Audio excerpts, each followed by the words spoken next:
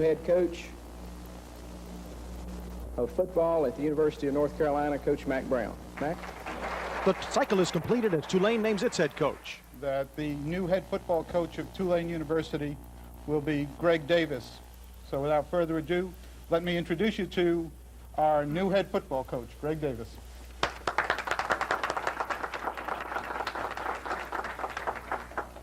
But tonight, Mack Brown finishes his career at Tulane in the 1987 Independence Bowl. USA Sports, in association with Mizlu Television Sports, presents the 1987 Independence Bowl, live from Shreveport, Louisiana. Tonight, the Green Wave of Tulane University takes on the Huskies of the University of Washington.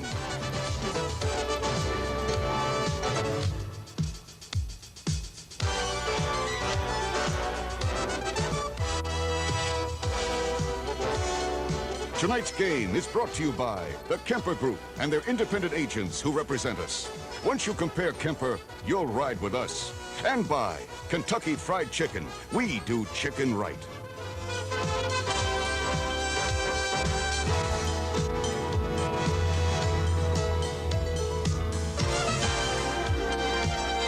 Hello, welcome to our telecast. We're delighted you're with us tonight. Tulane and Washington should put on a good offensive show. But this week, the tradition continued with the change of coaches.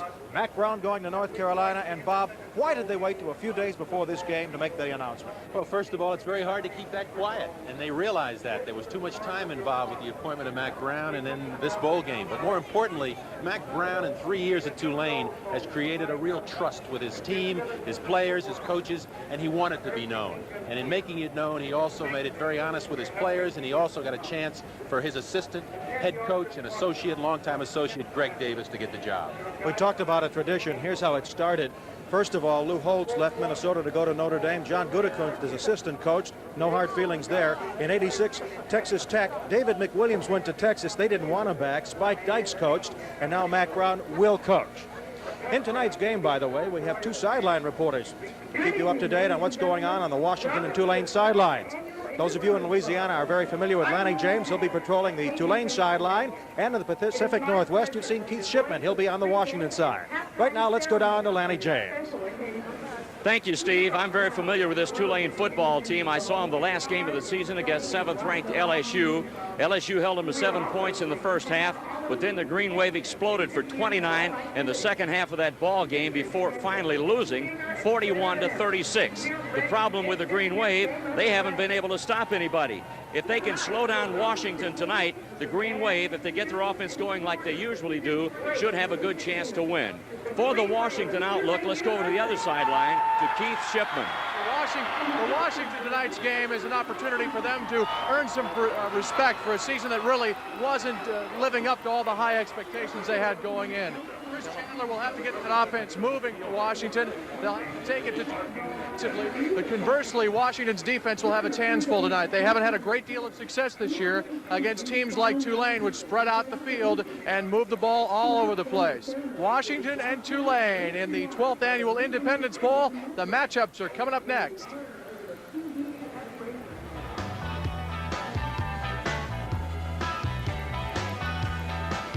Welcome back to the Independence Bowl. I'm Dwayne Dow, and now let's take a look at the matchups. Brought to you by the Pabst Brewing Company, makers of Pabst Blue Ribbon, Hams, and Olympia, premium beers.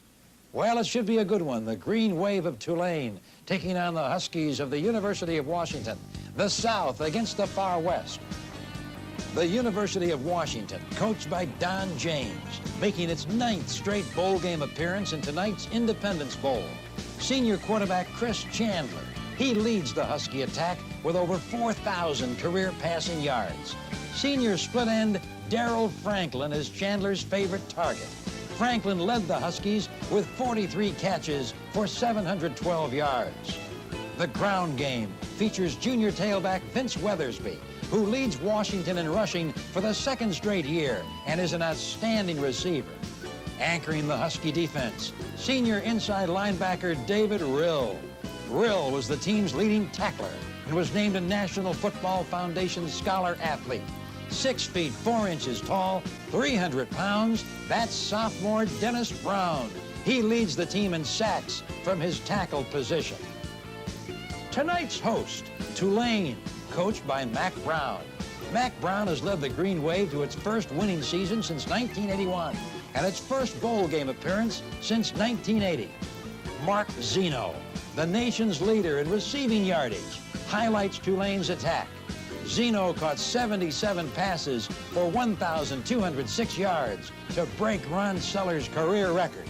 Quarterback Terrance Jones has been able to get the ball to Zeno and leads Tulane in total offense both in the air and on the ground.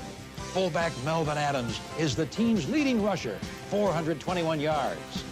On defense, junior linebacker Richard Harvey has been the leader with plenty of help from defensive end Fred Davis and sophomore quarterback Michael Price. Harvey led the team with 109 tackles. Davis made 8 quarterback sacks, and Price returned 3 interceptions for 200 yards and a touchdown. Now this. Welcome back to the Independence Bowl. Steve Grant and Bob Cassiola with you. We're ready for the kickoff. Washington kicking to Tulane. Tulane, the home team in the green. It'll be Michael Pierce taking it on his 6. Right up the middle he goes, and is tackled at the 25-yard line by the white uniformed Washington Huskies. Lilo Lang in on the stop. So we're going to get to see some interesting offense from both sides. Terrance Jones, an outstanding quarterback, a junior for Tulane. He's going to give Washington all types of fits tonight. He's tough to contain. When he scrambles, it's not to avoid a rush, it's to buy time for his receivers to get open. 1st and 10 just underway. Flips it out to the left side. That's Marvin Allen, and he's down the far sideline before he's bumped out of bounds. Big gainer. Darrel Hall makes the tackle as Marvin Allen, and Melvin Adams will be in the backfield. Maurice Nelson, the flanker. Wide receiver Marc Zeno, and the interior line will include Lockley, Repole, Beck, Darren Shoulders, Jim Bishop, and the tight end Jeff Kinyol. We are live after that big pickup to the 43-yard line. 1st and 10 for Tulane, an 18-yard gain. Bob, that's a typical pass for the Green Wave. It's the fullback over the middle, Rodney Hunter. Now the defense for the Washington Huskies. Fred Davis on the end. Also on that front line. Now that's the Tulane. Let's go with Dennis Brown, Brian Habib, Travis Richardson. Also Martin Harrison will put on the rush. 2nd and 7. The ball resting on the Tulane 46. Just underway, first quarter.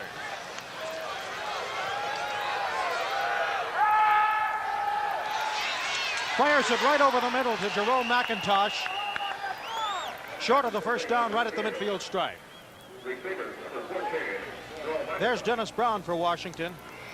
Also Brian Habib in the middle of that defensive line, and Travis Richardson. Martin Harrison will be a backer, along with Bo Yates. David Rill, watch him. He'll be all over the field. Tom Erlinson back from an injury at the inside linebacker spot. Ricky Andrews, Lilo Lang, DeMoy Williams, and Darrel Hall. That's your defense. 3rd and 2 for Tulane. The ball is on the Washington 49. Pitch out. And Marvin Allen gets the first down to the 44. Okay, they like to spread you out, this Tulane team, and what they do is come up with a single back. They use their backs. By putting their backs in different formation, they change the strength of their formation, and they can throw the ball usually off the drop back action with Terrance Jones, the quarterback, number 10, or they run the option with motion, as we saw in that last play. They put a lot of pressure on the Washington defense, particularly their cornerbacks and their linebackers, their outside linebackers. 1st and 10 from the 44. Washington stunting on defense. Nice defensive work by Dennis Brown, number 79. Also in there, Martin Harrison. Dennis Brown, the big sophomore tackle from Los Angeles at 6'4", 302 pounds. He's a player of the future, says Don James. There he is, Dennis Brown. He's had a great year as a sophomore. He says if he continues to improve, he'll be one of the most outstanding defensive players they've ever had. at Washington. And by the way, that tackle by Dennis Brown just set a Washington record for tackles for lost yardage. He just passed Ron Holmes. He trailed Holmes by 1 yard. So it's 2nd and 18. No score, first quarter. 12 and a half minutes to go. Jones, pump fake. Intercepted. Darrel Hall, number 40 for the Huskies. His 5th interception. He's looking up the sideline here. He had plenty of time, good protection up front as the quarterback Jones takes his drop. As you see him dropping from ground level, he's going to throw over here. We see number 40. That's Darrel Hall playing in the safety position, coming over and double covering on 34. Allen, who came out of the slot position. Excellent job by the secondary in zone coverage. They turn the ball over to their offense. Chandler and the Huskies take over on their own 38, 1st and 10.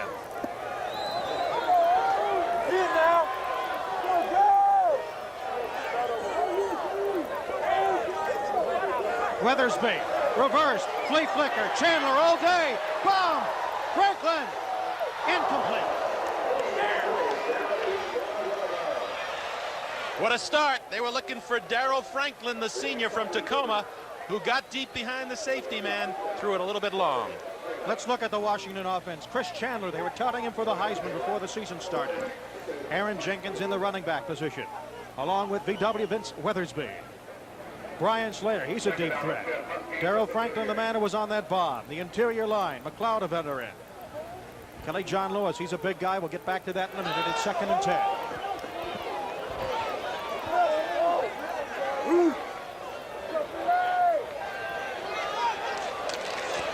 Straight give for Weathersby. Big hole. First down inside Tulane territory at the 49-yard line. And the rest of the offensive linemen. Vern Bostek will be the center. And this offensive line is mammoth. Frank Lutu, you look at some of those weights, Mike Zendowski, and then Bill Ames. This line is bigger than the starting offensive line of the Seattle Seahawks of the NFL. They can open some holes. About on the defense for Tulane is the size of this Washington team. They haven't met anybody like this in the 3 years that Mack Brown has been the head coach. Bill Ames goes in motion. 1st and 10 from the 49. The receiver, Slater, fell down, so it's incomplete. That time, Chandler, the quarterback, on a drop-back action, was looking for number 8, Brian Slater, the junior from Lake Stevens, Washington. As he came down and curled back to the ball, he slipped, and the ball was overthrown for him. But there he is, number 17, Chris Chandler, at 6'3", 204. An outstanding quarterback you mentioned earlier. As we look at the defense for Tulane, Fred Davis, Rich Sauter, the defensive, and Leroy Brown, the nose guard, Carl Chambers and Lonnie Marts on the end. 2nd and 10.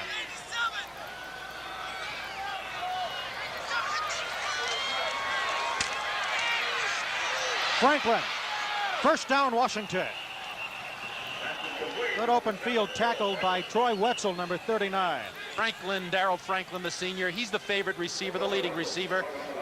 He's the possession type receiver we saw at this time. As we look at the linebacker Harvey for Tulane and Troy Wetzel, the other linebacker.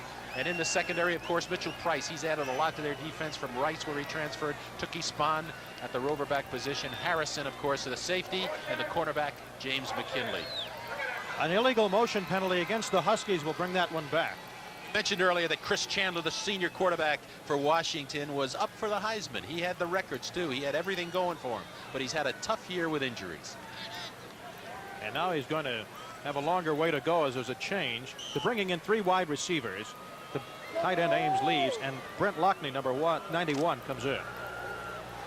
This is what he did in 87. In 86, he had 20 touchdown passes. From the shotgun, they only put this in 4 days before their last regular season game at Washington State. Big rush. And a shovel pass to Weathersby, falls down and gets back to the original line of scrimmage. Talking with Don James before this game, he said, if you're going to look for anything new, look for what we do off the shotgun. We just put it in. That time, the little shovel pass to Vince Weathersby, the junior runner from Los Angeles. He likes to put the ball in his hands as a runner or as a receiver. He milks his play, as his coach says. He's not going to break away. That time he slipped off the shovel pass, but we'll see more of that as this game progresses. We are scoreless, 10:45 to go, first quarter of the Independence Bowl. 3rd and 11 from the 50.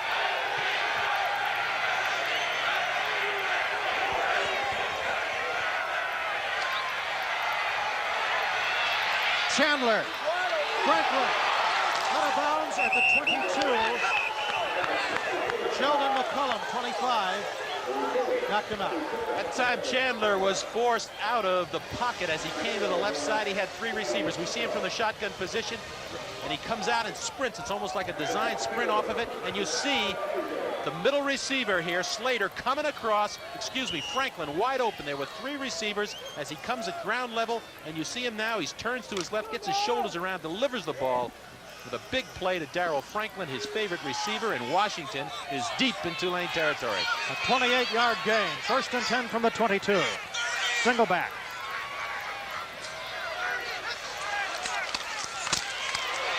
And they give it to Aaron Jenkins, the fullback, 6-foot junior from Stockton, California. Harvey made the tackle. Big offensive line of Washington. They keep that fullback at home. Every once in a while they like to slip the ball to the fullback. This case it was Jenkins. 95 Harvey, the leading tackler, the team leader on defense for this club, came up and made the hit.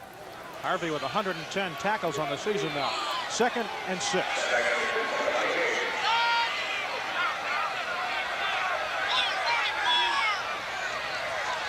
Slater in motion. Weathersby off right tackle. Big gainer. 1st down at the 10-yard line. Mitchell Price from the free safety makes the stop.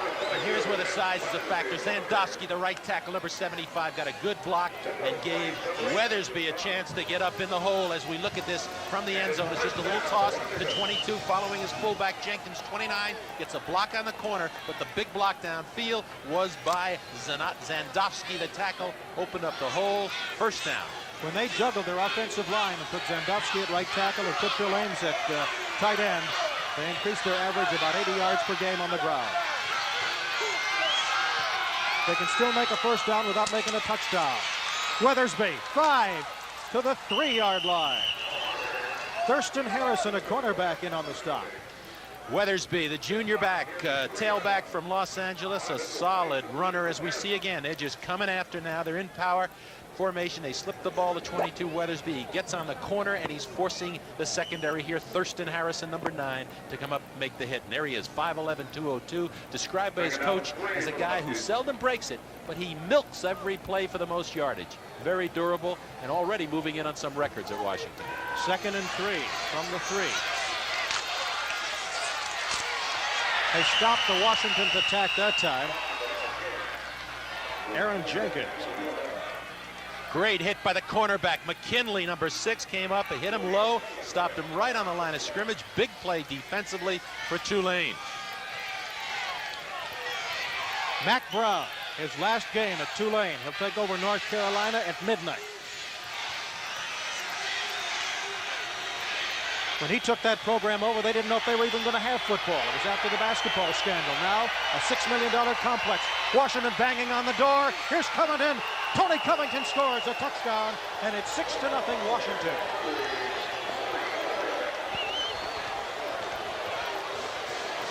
That's his 8th touchdown of the season. Tony Covington, the guy who they say can find the end zone. He found it this time. He's at about a 4.0 rushing average. That time he just ran off the right side. Covington, a junior from Portland, Oregon, gets in for the score. Randy Brownlee, the transfer from Southern Methodist, will try the extra point. He's perfect in 30 tries this year.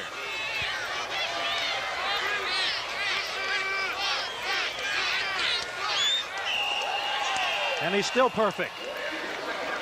So the Independence Bowl is underway. We have 7:43 to go in the first quarter of play. And after an interception, Washington leads Tulane 7-0.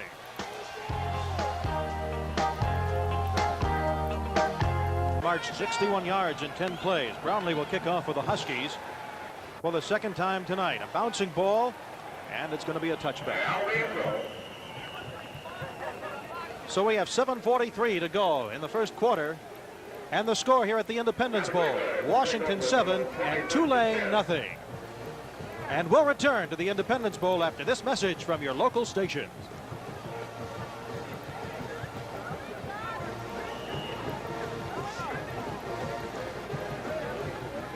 NCAA receiver. That time Jones dropping back quickly, hit Zeno coming from the top of the screen across the formation on a crossing pattern underneath the linebackers at good yardage. That's the way he's got to look for Zeno. They're double covering him on the outside. They can break him inside or outside. That time they brought him across the middle. He's awfully elusive to cover, especially if he ties up with a linebacker.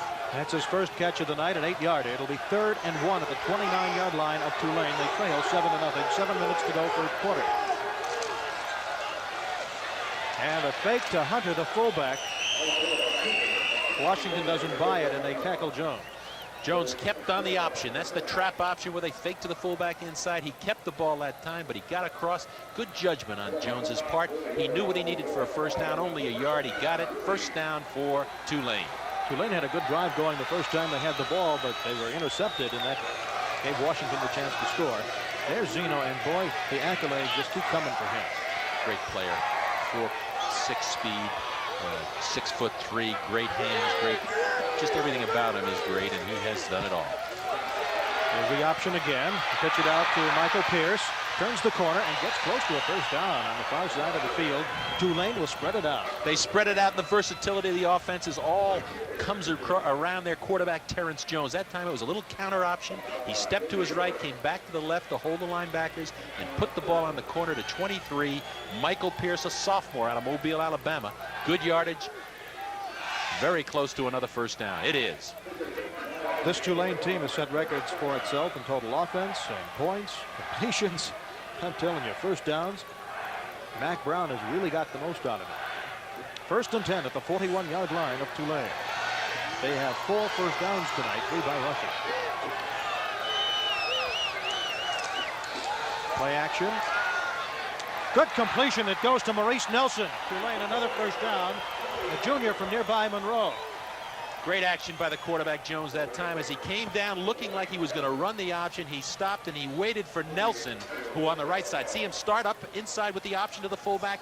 Nelson, meanwhile, 21, comes across on a slant pattern in front of the defensive back, Williams, number 11. They're so quick on the flanks. If he has time to throw, he can cut you up with his passing offense. Much versatility in this attack for Tulane.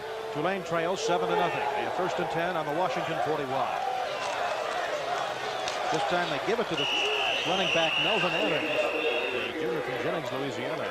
Very interesting in this offense that the fullback is the leading rusher, and that was Melvin Adams carrying the ball up inside. He's carried the ball 83 times this year for 421 yards. They run him inside just to keep those linebackers honest. For the first play this season, the first time for him this season, he touched the ball. It was against Louisville. He ran 55 yards. He's got some speed. 2nd and 7. The weather very nice right now. In the 50s, it's dry. It rained all day. The tarp was on the field. A little slippery along the sideline. There's the spin, and Jones keeps the ball and has to eat the ball as he's tackled for a loss. Rill, number 38. David Rill, a linebacker, the inside linebacker, the leader of the team. He's led this team in tackles for the last 3 years. He came up and played the option beautifully. There's David Rill, one of 11 players in the country honored by the National Football Foundation as an athlete scholar. Don James calls him as fine a player as he's ever been associated with. 35 straight starts. He played 99% of the Orange Bowl as a freshman in 1985, though he didn't start, and he started every game since then. 4th bowl start. He'll also play in the East-West Shrine game. 3rd and 9 after they stop Jones. Ball at the 40. Looking, tucks it away. Runs by Rill, good play, and spins down to the 25-yard line. Very nicely done. Darrel Hall tripped him up. This shows you the versatility and why he is so tough. It's a drop-back action. He sees his receivers covered. He sees the opening in the middle. He knows he's got to get 9 yards. And watch this movement. He knows where the sticks is, and he goes through the tackle by Rill, and it's finally knocked down by the safety man Hall. But that's what makes this offense go. The ability of Terrance Jones to run the option, to keep the football, and to throw the football. The nickel defensive backs leave en masse, and the linebackers come back in for the Huskies. It's 1st and 10 at the 25 of Washington for Tulane. They trail 7-0. Right up the middle it goes to Allen. And Melvin gets inside the 20 to about the 17. This game, they're very concerned about the defensive size of Washington, and the way they try to nullify it is with the formations by spreading the field, as we said earlier, and running the football inside with a fullback and getting on the corner with the option or the pass. There's DeMoy Williams, who filled in for Art Malone and kept the job, although you'll see Malone on some nickel coverage. 2nd and 2 from the 18, 3:20 to go, first quarter, 7-0 Washington.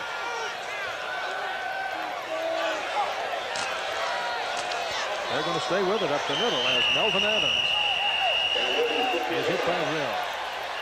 Looks like he coughed it up? But the referee has not signaled that anybody.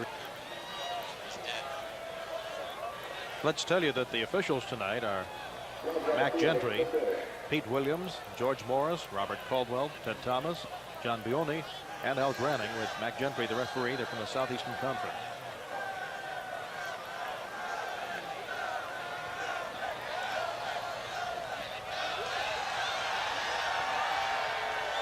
The ball will be at the 15, and they're discussing things with Washington.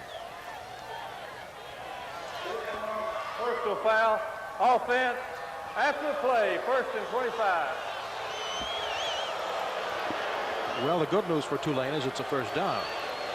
The bad news is they've got to go from the next parish to get in there. Here in Louisiana, of course, they don't have counties.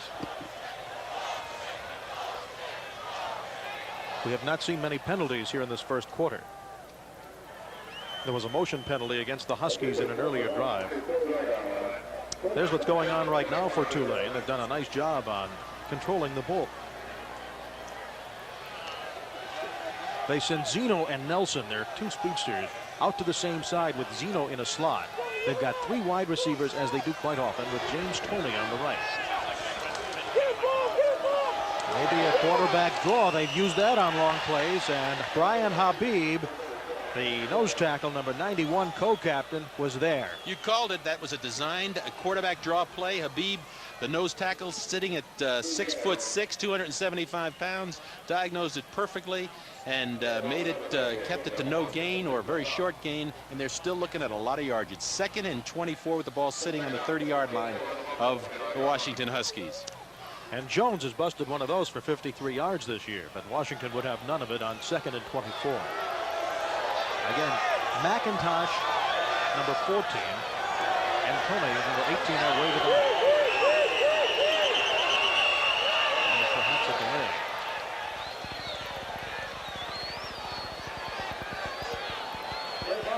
Delay, offense, 2nd down. Second penalty in this drive against the Green Wave, who trail 7-0 with 2:01 to go. They had the drive going. They got excellent field position now, and 2 penalties as we look at Don James, the head coach of the Washington Huskies. 2 penalties that have pushed them back to their to the 35-yard line for Washington, and they're looking now at 2nd down and 29. 9 straight bowl games for the Huskies, 10 in 11 years. Straight drop. Avoids the rush, does Joe. Throws across the field. It's hanging up there, and it's batted away. Tony Zachary, 6'2½", 193-pounder from Seattle, timed it perfectly. They bring Zachary in their nickel coverage, that extra defensive back. He was trying to throw across the field. He was getting pressure from the backside. As we see, the rush is on for him. He threw it. He's lucky it wasn't intercepted. Now they're looking at 3rd down and 29. And the Husky defense is starting to put pressure on the quarterback. Of course, it's a known situation. Here we go, 3rd down conversions. Tulane has been 3 for 3 thus far, but they haven't gotten into the end zone. You know, Zachary was the Pac-10 long jumping champion at one time in track, and he needed every bit of spring in his legs to bat that away. 3 wide receivers, long to the left side. Rolling left is Jones. Now he's just running. He won't hook slide. He'll try to get all the yardage he can, and he gets to the 21 before he's tripped up at the ankles. Let's see who came up to make that tackle. Jay Roberts from a linebacking position, number 85. That's a designed sprint out. That's called a dash, where the quarterback takes his drop back and then sprints to one side or the other. That time he sprinted to his left. Washington playing good zone coverage, did not give him a chance to throw the football, played good defense and keeping him in front of him. And now Tulane, with the ball sitting just outside the 20-yard line, is going for 3. They're going for the field goal. Todd Wiggins, 3 for 4 from this distance, as you see, is a sophomore from Pearl River, Louisiana. ball is off the mark. And I don't know if it was deflected. With 46 seconds to go in the first quarter, the Washington Huskies still lead Tulane by the score of 7-0. 46 seconds to go in the first quarter of play. 7-0 Washington. 60 yards, 13 plays. They held the ball almost 7 minutes to Tulane, but they came up empty on a missed 37-yard field goal. Split backs with the slot to the right for the Huskies.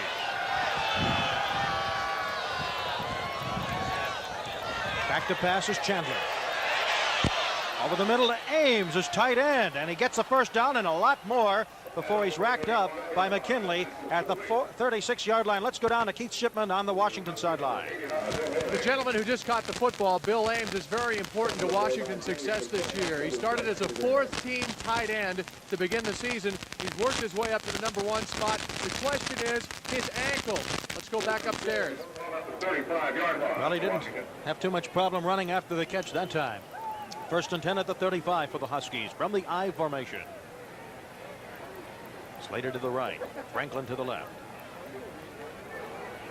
Keeper by Chandler, and he fell actually over his own interior lineman, Frank Lutu, as he was trying to come out. However, he was chased quite a bit by Harvey, Richard Harvey, the junior linebacker. That time he came out and ran a little option that time. The quarterback, Chris Chandler, tried to get on the corner with the football. We go back to the tight end situation. Ames was injured, as we know. The fact that he's starting is a surprise because Don James wasn't sure that he could. Another surprise is that it's so low scoring. We're at the end of the first quarter of play at the Independence Bowl, and it's Washington 7, Tulane nothing. On this team, he had 82 solos this year. There he is, number 95, Richard Harvey. He's playing extremely well early in this ball game from a defensive standpoint, and they have to do it because they are outsized by the Washington Husky offensive unit, is particularly up front in the offensive line. It is massive, and Vern Brostek, who mastered the long snap in 3 tries, will do the shotgun snap. Good block by Jenkins, and the ball is underthrown by Chandler, intended for Weathersby. That time they came out and flanked Weathersby out here to the right side, trying to get him loose underneath as one-on-one with a linebacker. A little pressure threw the ball behind him. But there is Chris Chandler, and here we look at a very fine player in Mitchell Price, the cornerback for Tulane. Price played at SMU. He transferred this year and is only a sophomore from San Antonio, Texas, and he has added a great deal to this defense. Eric Clanton will punt. It has not been their strong suit. He doesn't kick it deep, but he does get it up there. End over end. And the ball will take a Washington roll. It continues to roll, and it's convoyed down to the 31-yard line of Tulane. So we have 14:07 to go in the second quarter of play at the Independence Bowl game with the score Washington 7 and Tulane.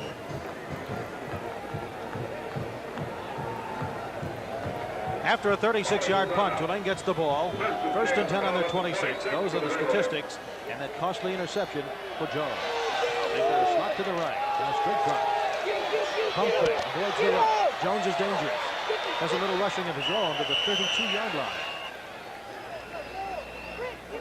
Let's go now down to Lenny James. Steve and Bob, that was an important drive by Washington, and I mean defensively for Tulane. They had talked about it on the sidelines, that they needed to get in the gaps. They needed a look or two at Washington down the field to make some adjustments. Obviously, that first drive helped, even though they scored. Tulane shut them down the second time they had the ball. Good point, and you want to talk about how Washington secondary was so proficient in the Pac-10 this year. Come on!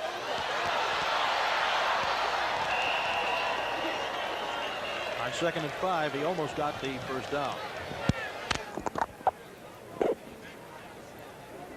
Number 34, Marvin Allen for Tulane. The defender of the play is Ricky Andrews, number 55 for the Huskies. For progress to the 36-yard line with first and 10. 13:20 to go in the first half of play. First and 10 for Tulane. They've got to move the chains now. And they have the ball at the 36. 7-0 Washington.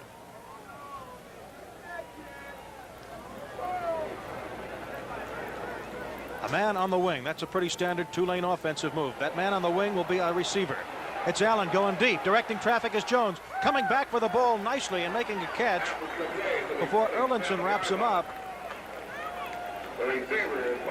was Zeno. And Jones and Zeno played together on the Sandlots. They played together in high school. And because of the redshirting of Zeno, they only missed a year when they didn't get to play pass and catch.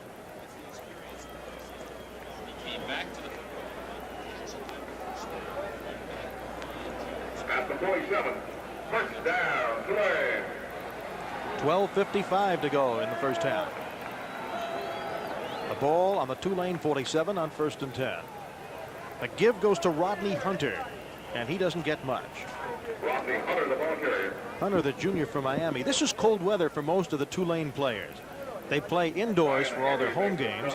Their coldest game this year was at Memphis State, an afternoon game where they were very, very cold in the low 50s. Tonight it's 55 degrees. All Tulane receivers are wearing 2 gloves except their tight end. And watch number 14, McIntosh. Sometimes he'll take that one glove off. He may throw the option. He's a former quarterback. 2nd and 9. Beautiful rollout by Jones. And there's McIntosh trying to make a diving catch with Art Malone on good coverage. Art Malone coming in as the 5th defensive back. Number 4 had him all the way across the field. That's the designed rollout. He drops back and then he sprints, this time again to the left side, looking to pick up on McIntosh as he came across, but Jones had him covered well.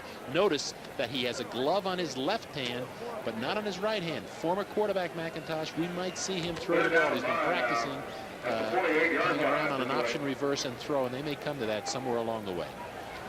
On 3rd down conversions, you see Tulane fairly proficient, but they've got to go 9 yards now. They're at their own 48 and they trail 7-0. 3 wide receivers. And a running back on the wing. Jones might be piled under. You bet he is. There's a sack. And I'll tell you, the Huskies just came storming in. Excellent job of pass rush that time. They just kept him in the pocket. They didn't let him get out to the outside. Great job by the big guy there. That's Dennis Brown, and he just kept him in front of him.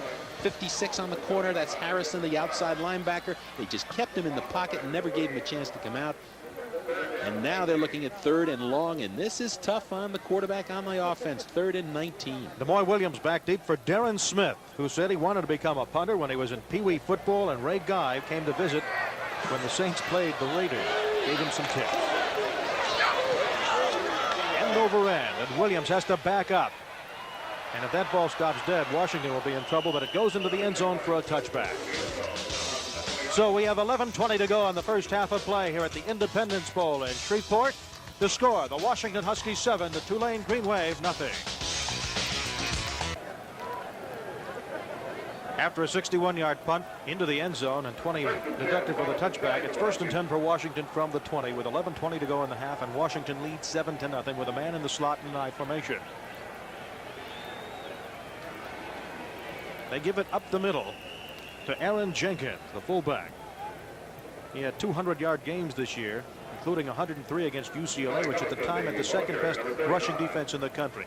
This is Steve Brad with Bob Cacciola and Keith Chipman, and also Lanny James, who made a good point on the Tulane sideline about defensive work. They're not big enough on their team, nor are they quick enough to blitz a lot. And they don't want to get in that situation against Washington. They want to get in the gaps. They want to control the line of scrimmage. They want to bend, but they don't want to break. So far, after that first touchdown drive, the defense for Tulane has been doing that. 10:45 to go in the half. Ames, the tight end, in motion. Another give, but flags go all over the field. And again, the fullback, this time Tony Covington, makes the carry. Mulmore makes the tackle from a linebacker spot, number 40, coming off a knee sprain injury. He's a big one. He's 6 foot, 230. As we look at Mack Brown, signaling in here, he's talking to his defense as he wants him to take the penalty. Last time he coached against Don James, he was an assistant in the Orange Bowl at Oklahoma in '85. Yes. Motion, offense, 5 yards, 2nd half. That's the second one. As we look at Don James, we didn't completing his 13th year as head coach at Washington. He's won 107 games. His winning percentage is 711. His 711 is a remarkable one. And Don James, of course, is right now the second winning his coach in the Pac-10 next to John McKay, who coached, of course, at USC. 2nd and 12. And the draw goes to Weathersby. More flags go down as he gets to the 22-yard line. The Tulane Green Wave defense is swarming all around. Troy Wetzel, 39, an inspirational play, a very emotional senior leader. Well, they're coming up and making the play once they diagnose the direction, and they're doing a good job of it. And they aren't that big, but they stay at home, and they're playing good, solid defense. 7-0. The Huskies lead the Green Wave of Tulane. 10:09 to go in the first half. This is going to probably be a big penalty, a 15-yarder. It looks like it might have been holding. So it's a big decision for Tulane now, whether they take this penalty or take the down. The Huskies have come out flat, certainly in this series. And perhaps those Green Wave defensive adjustments are the reason.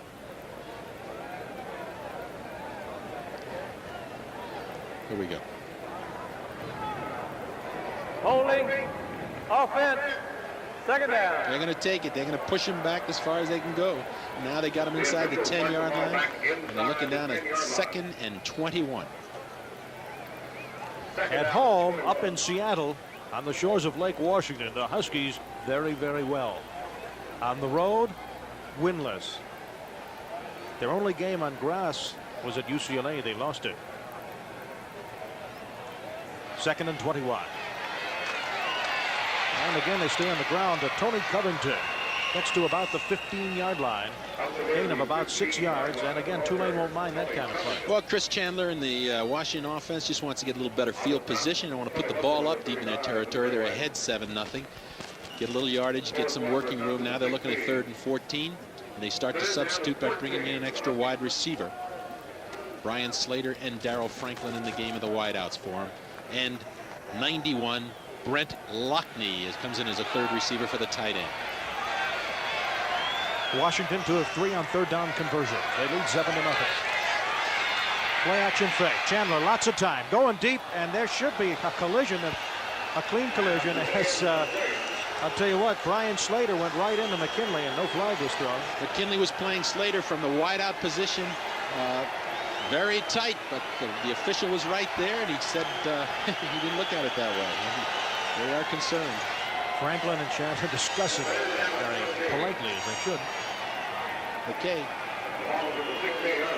Tulane has an opportunity here to get the best field position of the night. They've got Washington deep in their own territory. They've got an opportunity to get that ball upfield and in good shape for their offense. Price standing at his 47.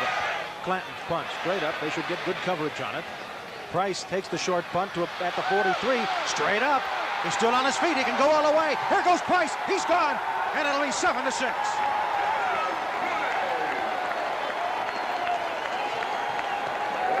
Mitchell Price from San Antonio's first touchdown on a punt return. There he is. He's a sophomore. Transfer from SMU, and this year he's done it on defense for him in the secondary with 3 interceptions as a punt and kickoff returner. And that time, I think the Washington offense thought he was going to fair catch the ball. They let up for a minute. He came up and caught the ball on the run, never broke stride, and ran it back. And that's a big play and a big lift for this Tulane football team. And typical, a short punt, only 28 yards, and a 44-yard touchdown return. And now Wiggins will try the point after. It's good. We're tied. 7-7 with 8:56 to go in the first half. This field goal earlier may haunt Tulane, but right now we're all tied. Washington 7, Tulane 7.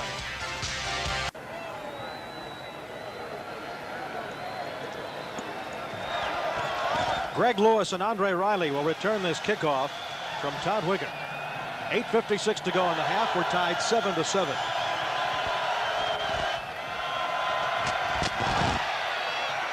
Tulane cannot get it in the end zone. Normally they'll squib it. This time Lewis, the freshman, on his 5. Right up the gap, and a good run back to the 33-yard line. That's where the Huskies will start. Lindsey Burton made the stop for Tulane.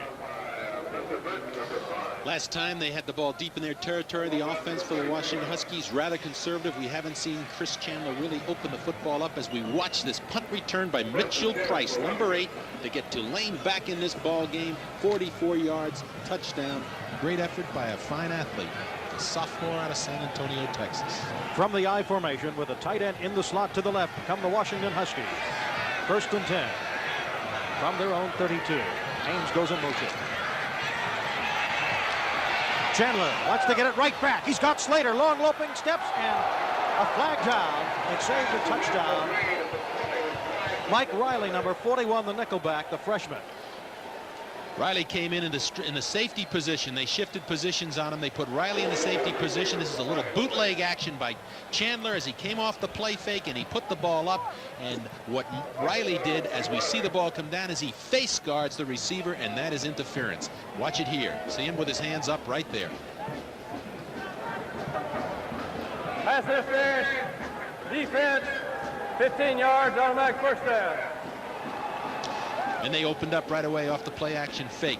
Good job by the quarterback Chandler. He threw the ball well. He was open.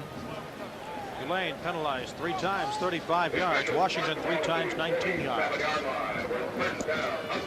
7-7. 8:41 to go in the second quarter. There's an example of those penalties. Franklin way out to the left side. Slater flanked to the right. And a strong right out of the eye. And Slater in motion. Weathersby. Nice running room to the left side. Gets across the Tulane 45 to about the 44-yard line, just short of the first down. A host of tacklers in there, including Carl Chambers, one of the bigger men, 6'6", 260 senior from New Orleans, 53. They just went after him that time, got the ball to the tailback deep and let him run off the left side behind his fullback, Aaron Jenkins, who made the block for him. Good yardage. Now he's looking at 2nd down and 2. Weathersby 5 carries, 37 yards. Didn't know till 3 days ago that he'd play. He'll need some shoulder surgery after the season. He's a junior. 2nd and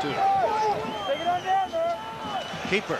Here's Chandler doing a little bit of Jones's type of running and gets the first down plus a lot more to the 37-yard line before Richard Harvey makes the tackle. Here it is. This is a naked bootleg. He just comes out, fakes the ball to the tailback, comes back to the right side on the screen before the safety man, Lenzer Burton, number 5, comes up to make the hit, but he's got the first down. Good action. Good job by the senior quarterback, Chris Chandler from Everett, Washington. Really has had a tough senior year with injuries, but the records speak for themselves. He has just been outstanding throughout his career for Washington. He's averaged 3 yards on each rush, and his longest was a 54-yard gainer. 1st and 10. Philip Weathersby, good running room, and Harvey makes the tackle again. What a job Richard Harvey is doing from his inside linebacker position, coming over to make the play on a little draw action to the tailback. They get good yardage, but if it wasn't for Harvey, he had more yardage going for him. He comes up with 4 yards, 2nd down and 6, and Washington is starting to take advantage of their size and the quickness of their backs, and they're mixing up their offense now as they've got the best looking drive of the night thus far. 2nd and 6, 7:05 to go in the first half. 7-7 our score. The ball is on the Tulane 33. Huskies have it. Slater in motion. Chandler fires to Franklin at the 20-yard line and is finally wrapped up at the 17-yard line by the Tulane defenders. Richard Harvey again. Darrel Franklin is the split receiver. He's the possession receiver, the 3-year letterman, number 7, as Chandler takes a short drop here. It's a time pattern. He gets the ball right out here to Franklin as he makes the catch. The defender, in that case, number 41, Riley, fell down. He slipped on the turf. First down for Washington. Franklin, the 6th all-time Washington receiver. 6:40 to go in the half. 1st and 10 from the 17.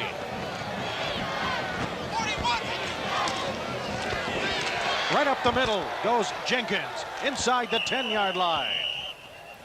Mitchell Price in on the tackle.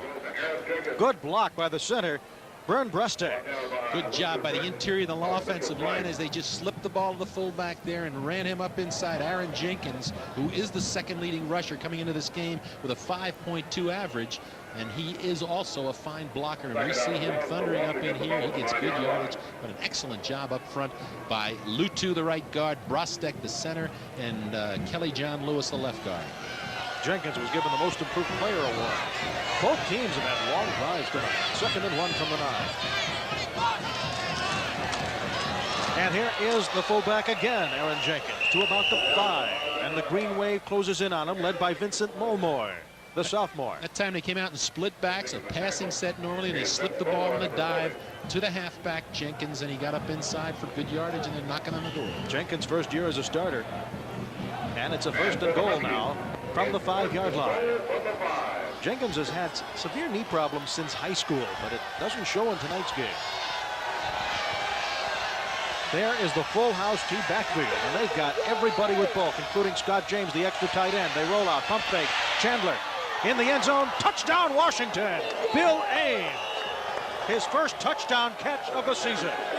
Excellent, excellent choice by Chandler. There's the experienced quarterback. He was looking to get the ball to his halfback in the flat. Watch this action here. He's going to look back to his left as he looks back to slip the ball to his halfback, Weathersby. He's covered by the linebacker, and he looks instead and finds his tight end 89 crossing in the middle. Beautiful execution. Impressive drive by the Washington Huskies. So Brownlee will try the extra point. He is 31 of 31 on the season.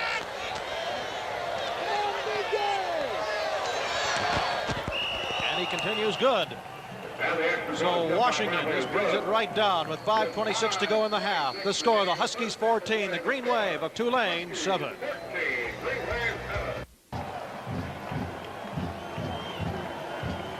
"23 Pierce and 18 Tony are the deep men for this kickoff, with Washington leading 14-7.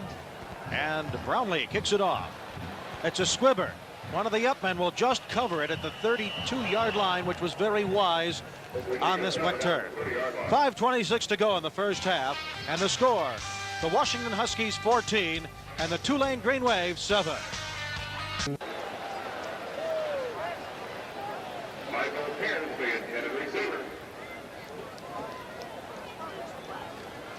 Back at the Independence Bowl, 4:48 to go in the first half. Washington 14, Tulane 7.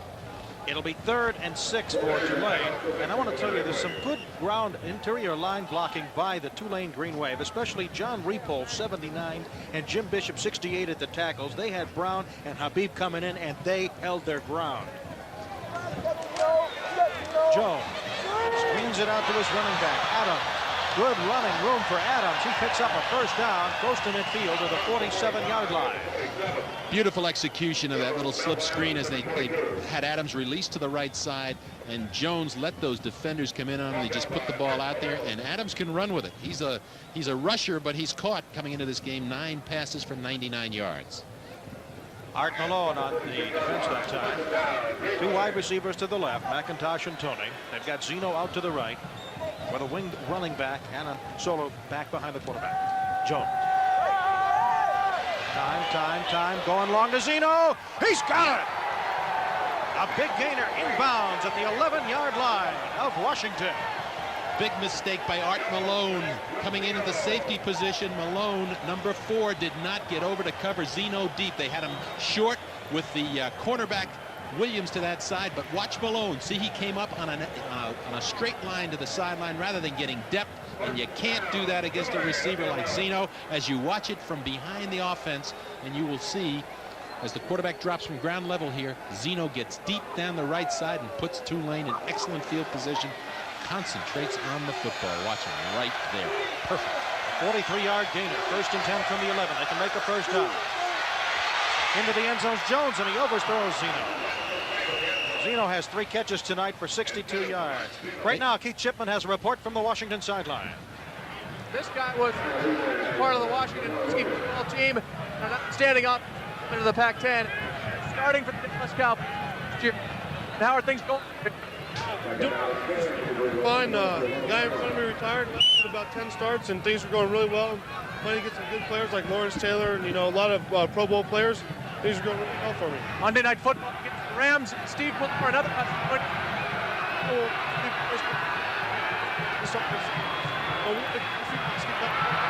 And here's a pitch back. And the man, Michael Pierce, is stopped at the 5-yard line. As Tulane continues to drive, Travis Richardson on the tackle.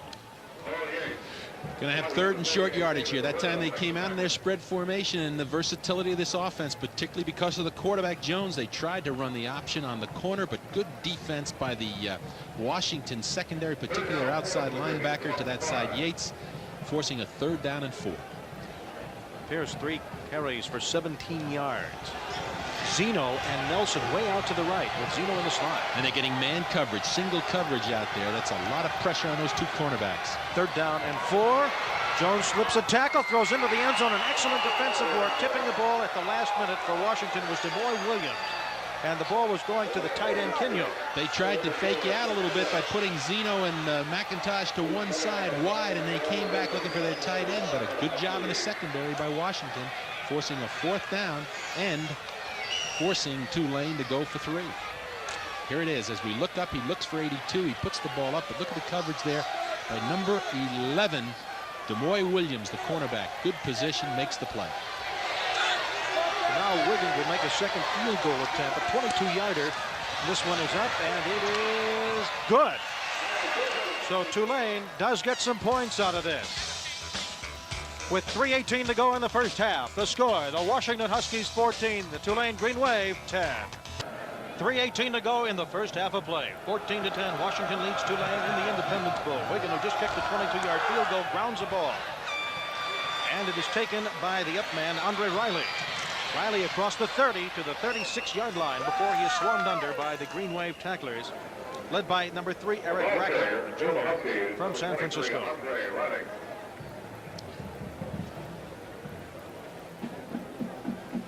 So the backfield will have Jenkins, Weathersby, and Chandler for Washington, with Ames at the tight end spot as Chandler comes in from the sideline. Bill Ames wasn't expected to start today at tight end. He sprained his ankle against Washington State, but he's playing. He's hobbled a little bit, but it didn't hurt him from getting that touchdown on that last drive by Washington. He's a big guy at 6'5", 242, only a sophomore. Excellent receiver, and he's back in that ball game playing his heart out. Chandler tonight, 5 for 9, 67 yards and a touchdown pass. 1st and 10 from his own 37, out of the eye. Second man through, that's Weathersby. And he spins his way across the 40. About the 43 before Richard Harvey gets him. Good job on the right side by the Washington offensive line. They gave Weathersby a chance to cut that play back. He wanted to go off left tackle. He broke it to the right side. We have a flag down on the field. Looks like it's going to go against Tulane. Incidental, gets the defense, 1st down. There's your career passing leaders at Washington. You see some big names there. Sonny Six Killer, Steve Pillur, Don Heinrich, who does some radio for the Huskies. And there's Chandler, number 4. And just inducted to the College Hall of Fame. And, of course, Warren Moon, the quarterback of the Houston Oilers and a former star in Canada. 2:53 to go in the half. 1st and 10 at the 48 for Washington. 14-10, Huskies lead. In motion goes Slater. The pitch. Weathersby. Big opener. To about the 39-yard line of Tulane. Good for a 1st down. Tookie Spahn makes the tackle. And now they're coming out and coming after him and getting some holes in that line. That time they put the formation into the field, the wide side of the field. They ran the ball back into the boundary. And Weathersby carrying the ball on the right side behind a big block by the tight end Ames. Got good yardage, and they're moving the football up the field now. This drive with 2:33 left in the first half. Weathersby, 8 carries, 59 yards. He only had one 100-yard rushing game this year as Ames goes in motion. On the 39 of Tulane, 14-10 Washington. Split pass. Strong left side. Keeper for Chandler. Doesn't get it line. Beautiful reading on the coverage by Tulane. 39 Wetzel in on the tackle.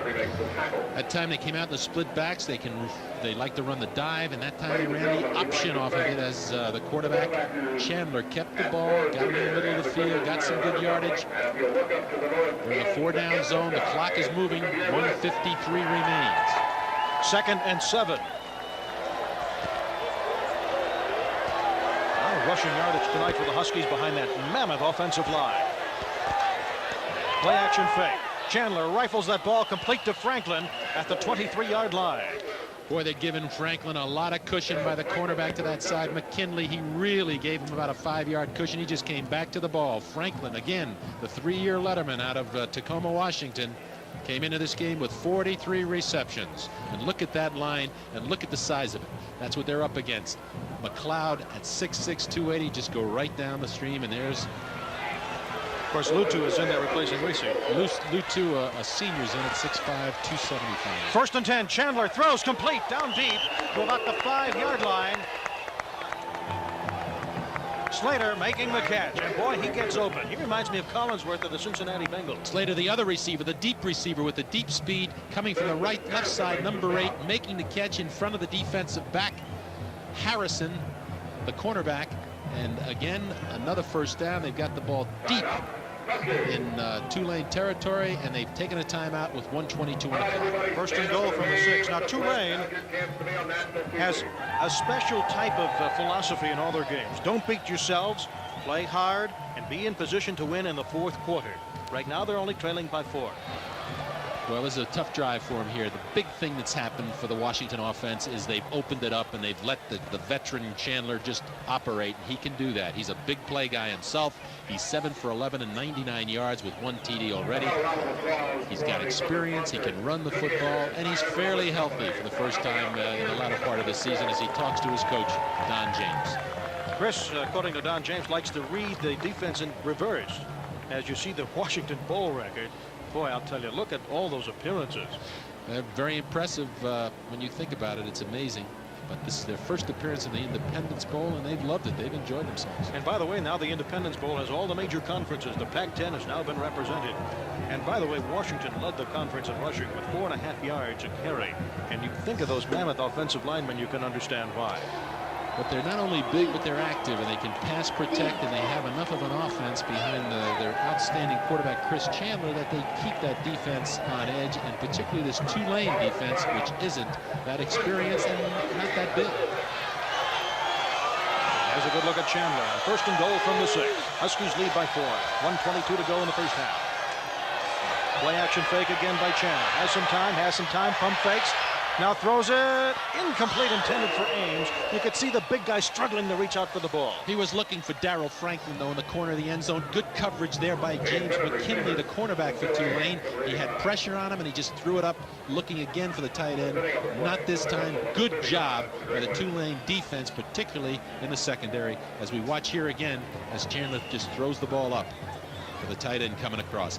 They're in man-for-man coverage here. They're in tight coverage, and many times the tight end does come open because he's being covered by a linebacker. Second and goal from the 6. Ames, the tight end, will line up on the left side. Single man in the backfield is Aaron Jenkins. Slot to the right is Franklin. Slater out to the right. Chandler just pops it deep in the end zone. Franklin, is he in bounds? Yes, touchdown Washington.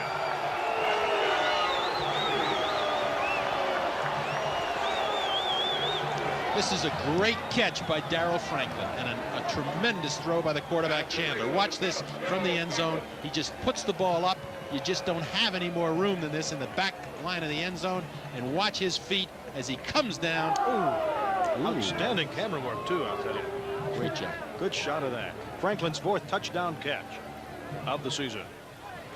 He'll be playing in the East-West Shrine game of the Japan Bowl All-Star Games as Brownlee will try for his 32nd straight extra point this season. And we'll hold it. It's good. We have 1:09 to go in the first half, and it's Washington 21, Tulane 10. Here we go again as we watch Chandler just put the ball. He's got pressure on him. 97's up in his face, but he puts the ball on the end line of the end zone, and a great catch by the receiver as he just comes down with that left foot in. Looks like his left foot hit. That's Franklin.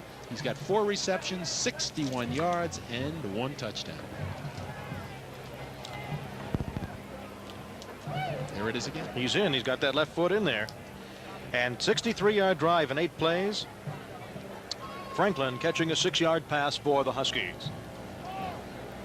And there is the scoring drive information. Took 2 minutes, 9 seconds. We're delighted you're with us for this 1987 Independence Bowl game. Steve Grad and Bob Cassiola with you. Keith Shipman on the Washington sideline. Lonnie James on the Tulane sideline. As you see the deep men, Tony and Pierce. And Brownlee will get set to kick off for the Huskies. They lead 21-10.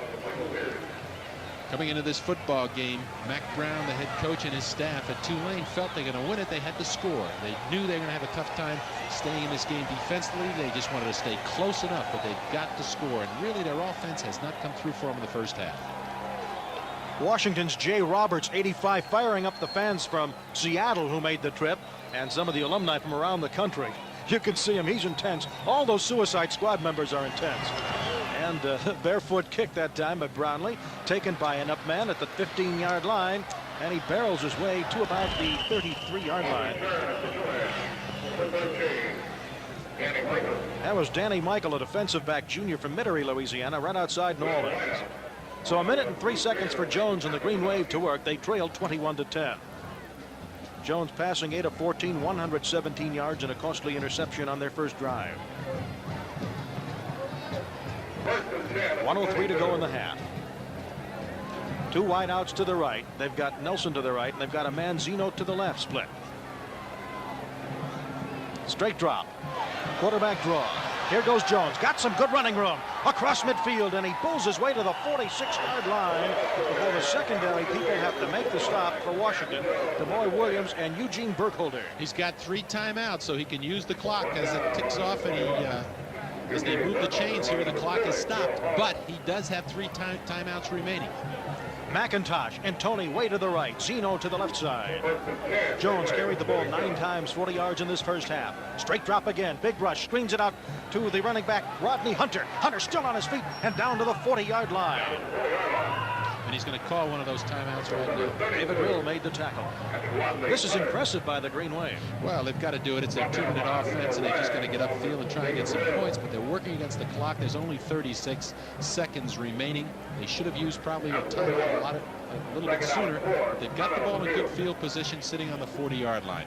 The thing about Terrance Jones is his ability to scramble and to run puts a lot of added pressure on that defense, and that's what he's doing right now. He's got a lot of savvy when he runs. It's not just wild back there. 36 seconds to go in the half. And for you folks watching tonight's game on Mislu TV sports stations around the country, we invite you to join us on New Year's Eve for the Bluebonnet Bowl, the Pitt Panthers against the Texas Longhorns from the Astrodome, Wednesday, December 31st, live at 8 Eastern, 7 Central on Mislu TV Sports. As you look at the Washington defense, Tulane fans here, Washington defense, they've come with an extra defensive back.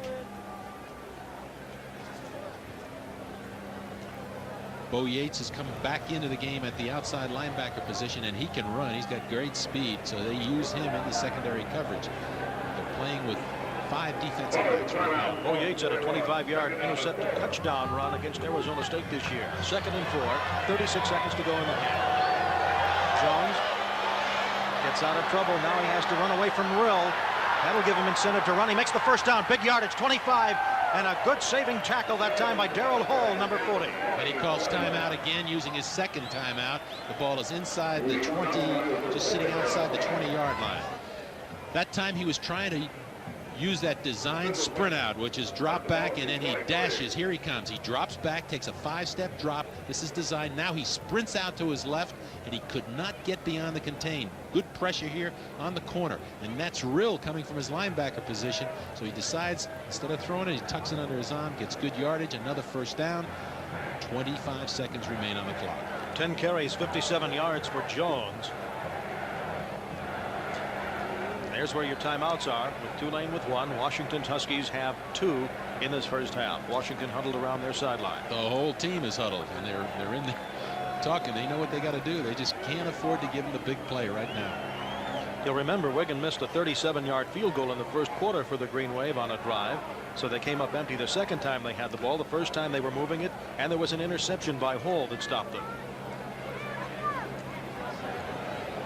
It is 21-10 in favor of Washington. People expected this. Some of the Tulane people expected, with Zeno and McIntosh running all over the field, to have this a 51-49 final. Well, Washington's done a very good job of covering Zeno, particularly deep, and not giving him the chance to beat him. Once he got behind the secondary on a mistake in the coverage, but there he is. Marc Zeno, a senior, who's just been tremendous, holding every existing record at Tulane, as well as NCAA pass catching. First and 10 from the Washington 23. 25 seconds to go in the half. 3 wideouts as usual for Tulane. He throws it behind McIntosh. McIntosh looked one way, the ball went the other. Trying to hit McIntosh, number 14, Jerome McIntosh. He's a very versatile athlete, a former quarterback, as we noted earlier, trying to hit him in the flat and give him a chance to run because he's got good speed. Lots of pressure. Washington coming with a 4-man rush that time to put the pressure on the quarterback. It'll be 2nd and 10. They bring Erlinson, number 46, in at the linebacker position. Erlinson is an outstanding linebacker who can run. He's got good speed. Running back wing to the left, 2 wideouts to the right. Hunter throws a good block and enables Jones to get away from the rush. Gets away from Brown. Still looking. Fires. And the ball's incomplete. Nice defensive work that time by the secondary. Demoy Williams was there. Demoy Williams, the senior from Rancho Cordova, California, was right there with number 14, McIntosh. Did an excellent job. 12 seconds left on the clock. Let's go down to the Tulane sideline and Lonnie James. Thank you, Steve. Tulane believes they can move the football. I talked to the coaches. I overheard them a couple of minutes ago, and they said they can move it. They've just self-destructed. They've proven it that they can move the football. The key is converting that into some points. Let's see if they can do it this time. They'll have 3rd and 10 from the Washington 23 with 12 seconds to go, and they trailed 21-10. They've got 1 timeout left.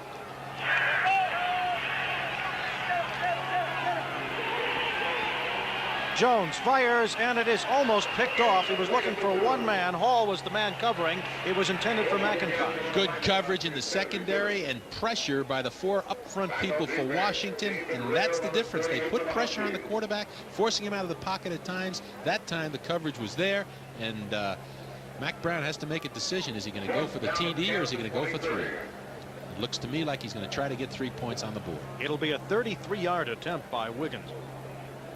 Just try to get some points with 7 seconds to go. Now they make it a 40-yard. Now officially 39 because it's in front of the 40. Remember, he missed a 37-yarder in the first quarter. From the tee, the kick is up, and it is no good. Off to the right. So the second field goal opportunity for the Green Wave is no good, and they still trailed 21-10. There's 2 seconds left on the clock.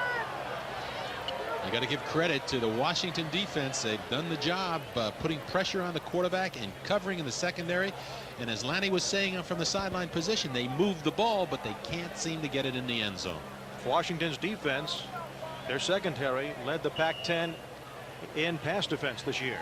They're all underclassmen, too, as you go across that line. Lang and Hall, Burkhalter, Andrews, and Williams, they're all underclassmen, and they're looking forward to those guys coming back next year. The entire student council in the backfield to make sure nothing goes wrong with 2 seconds to go, and Chandler will just put his knee down. He fakes it. The clock is up, but the play's still going. They fake me out. Chandler is still running. This is still a live play. It's the old schoolyard. You go deep, and the pass is incomplete.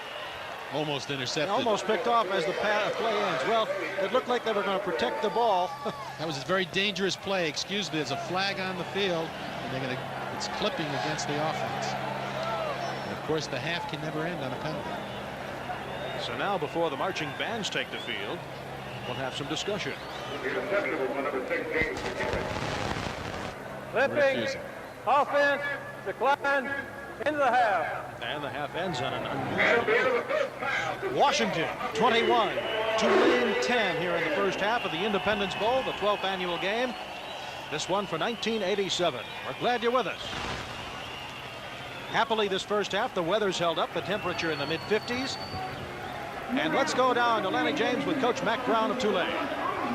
Coach Brown, you're moving the football. You're kind of self-destructing. How do you cure that? Well, we've had too many penalties in the first half, and we've also been in a position where we can't score. We just got to relax and step up in there and do whatever we need to do to move the ball in the second half. Well, you just have to outscore these guys. It's been tough stopping them also. They're so much bigger than we are. We've got to force some turnovers, make them take advantage of everything they've got, and then put it in a position to score. Good luck second half, Thank you. Mack. Coach Mack Brown of the Tulane Green Wave. Incidentally, McKinley did get a interception on that last play. We are at halftime here at the Independence Bowl, and Washington leads Tulane 21-10. And we'll...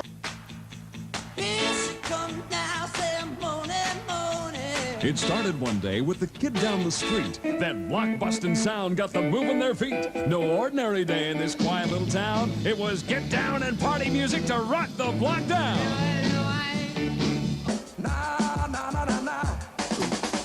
45 giant hits to get your party hopping. The original stars to get your block rocking. 1, 2, 3, rocking down the block didn't cost much bread, but it's got this block rocking right out of their heads. I keep on dancing, singing, oh baby.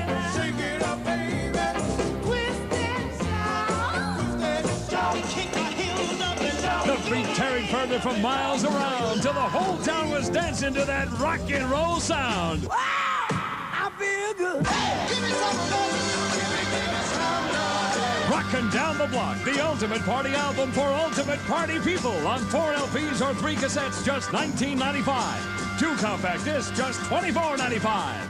To order, credit card customers call 1-800-257-1100. If busy, call 1-800-637-0800.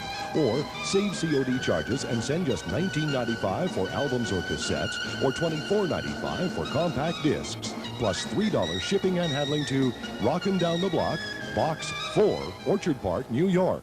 Oh, wow, a helicopter. USA flies into action. Whatever it is, I just hope it's hot. First, it's high-tech adventure on Airwolf. That other one, yeah. Then the high seas hijinks of Riptide. It's a back-to-back action attack. More like a massacre. Weeknights starting at 7 on USA. It wouldn't be Christmas without It's a Wonderful Life, a USA special presentation. Christmas Eve at 9, 8 Central. It's halftime at the Independence Bowl with Washington leading Tulane 21-10. Steve Grant and Bob Cassiola with you up here in the booth. It's been an interesting first half with a long drive at the beginning of the game by Tulane, stopped by an interception. Washington marched it right back. Well, they're starting to take over because of their size and their experience, and they have an outstanding quarterback in Chandler, and he's starting to find his receivers. They're moving the ball on the ground. The balance of their attack is what's showing up, and of course their size. On the other side of the football, you've got Tulane, who's moved the ball from the midfield and on, but they can't seem to put it in the end zone, and you got to give credit to the Washington defense. Coming into this ball game, we knew their secondary was number 1 in the Pac-10. Now we know why, because they are athletes and they can cover these people, and they've done a great job in the secondary, and they put enough pressure on the quarterback for Tulane to force him out of the pocket, keep him out of sync. Washington is a very poised team, and they've shown that tonight. Tulane, by the way, having not been to a bowl since 1980, they were in the Hall of Fame Bowl, so these kids are getting a few jitters. As far as Washington, 9th straight, they've had 10 in the last 11 years. And this is second nature to them. They expect that extra game. I agree. I think that's a very important point. When you've been to this, you know what it's all about. You know the pressure of coming to something like this and playing. I think that's an advantage. And surely Washington and most everybody on this team, except their freshmen perhaps, have had that experience. Tulane, it's a whole new experience. But that doesn't mean anything. I really think it's going to show up in the second half. They've got some athletes who can score. No question about it. Washington is on top here at halftime at the Independence Bowl. They lead the Tulane Green Wave by the score of 21-10. It's halftime at the Independence Bowl with the Washington Huskies leading the Tulane Green Wave by the score of 21-10. Right now, let's join Dwayne Dow at Mislu Control for this special halftime report. It's halftime at the Independence Bowl. Hello, everybody. I'm Dwayne Dow, and welcome. We're going to take a look now at the 1987 Independent Insurance Senior All-America team. And we're brought to you by the Independent Insurance Agents of America and the companies they represent. Well, 1987 was a banner year again in college football, and there were some great players on the senior level. Let's take a look now at the All-America team on defense. A 2-time All-American at linebacker from Ohio State, Chris Spielman. Spielman was a tackling machine for the Buckeyes from the very beginning when he broke in as a freshman high school All-America sensation. Also at linebacker, out of the University of Washington, and this year's honorary defensive captain, David Rill. And at linebacker from Florida State, winner of the 1987 Dick Butkus Award, Paul McGowan.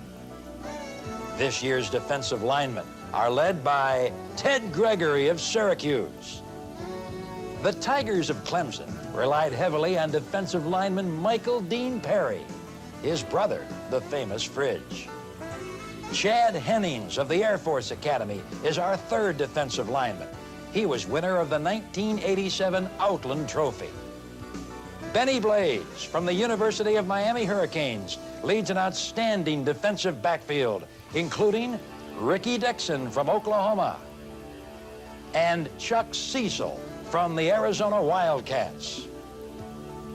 At defensive end, Daniel Stubbs from Miami and Darrel Reed from Oklahoma. The punter, Greg Montgomery from Michigan State. And that concludes our defensive team in the 1987 Independent Insurance Senior All-America. Now a look at the 1987 Independent Insurance All-America team on offense. At center, from the Fighting Irish of Notre Dame, Chuck Lanza. At guard, from the Oklahoma Sooners, Marc Hudson. At the other guard, from the University of Nebraska Cornhuskers, John McCormick. At the tackle positions, from Auburn, Stacy Searles. And from Michigan, John Elliott. The tight end is a two-time All-America from the undefeated Oklahoma Sooners, Keith Jackson. The wide receiver, the winner of the 1987 Heisman Trophy from Notre Dame, Tim Brown. In the Independent Insurance Senior All-America backfield, one of the most explosive in years, the leader is Don McPherson, the quarterback from Syracuse, leading his Syracuse team 11 wins and no losses into the Sugar Bowl. This year's All-America running backs, Gaston Green from UCLA, a darting runner. He can go inside, he can go outside. He was the focal point of the UCLA offense. And out of Michigan State, Lorenzo White, an outstanding, slashing, driving runner who leads Michigan State to its first Rose Bowl berth since the Duffy-Doherty era. Winding up our All-America team is punter place kicker David Treadwell, who has done it all for the Clemson Tigers. And a special salute to Marc Zeno, Tulane's flashy wide receiver, who is the NCAA pass receiving leader. So there they are. What a group of outstanding senior ball players. The 1987 Independent Insurance Senior All-America team. Now let's go back to the Independence Bowl and meet the co-captains. Thanks, Dwayne. We have with us the honorary co-captains of the Football News Senior All-American Football Team, linebacker David Darrel of Washington, wide receiver Marc Zeno of Tulane. David, congratulations to you. Thank you. I'd like to accept this award on behalf of the defense and thank the Football News for this great honor. Marc? I'd like to thank Football News on behalf of the offensive unit. Okay, and check out the rest of that team in this week's edition of the Football News. We'll be back with more from the Independence Bowl in Shreveport right after these messages. Independence Bowl, Washington leads Tulane 21-10. The Husky marching band just finished. Bill Bissell, the director, the twirl there, Elizabeth Mosley, and they came all the way from Seattle to perform in the Independence Bowl tonight. It is 21-10. Washington leads Tulane. And here's how they look, spelling out Huskies and how they've entertained all season in the Pac-10.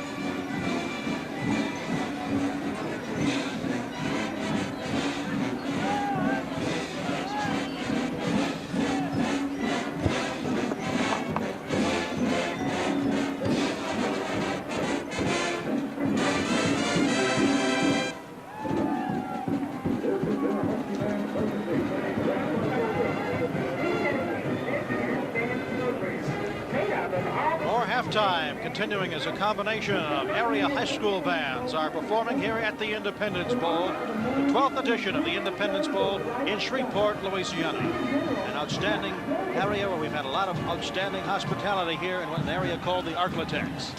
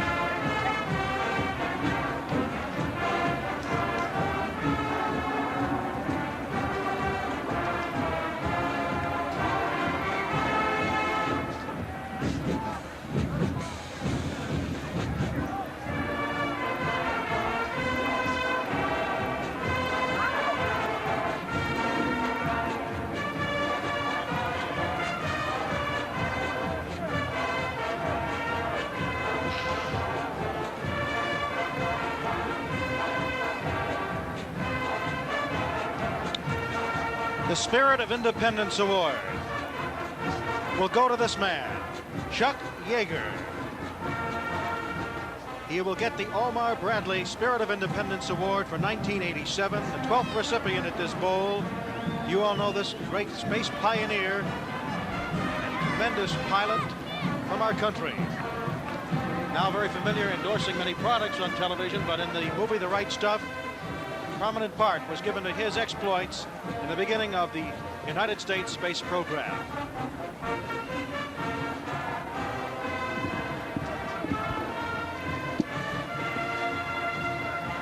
We are at halftime of the Independence Bowl game, where Washington leads Tulane 21-10. In time of possession in the first half, it's fairly even. In fact, Washington, with 14:23 time of possession, has a little less than Tulane. Yeah, that's very close, and Tulane's had its opportunities, as we noted earlier. They just haven't been able to put the ball in the end zone, but they've got good yardage in throwing the football. And as you look at the receiver breakdown, here's a factor. Marc Zeno, all-time NCAA receiver with only 3 receptions for 62 yards. On the other hand, Franklin came through for 4 big catches. In the rushing department, it's been Weathersby, the tailback, who's carried the load for him on offense, and Jones himself forced out of the pocket, having to run the football for Tulane from the quarterback position. We're at halftime at the Independence Bowl. Washington leads Tulane 21-10. Right now, let's hear these messages from the NCAA.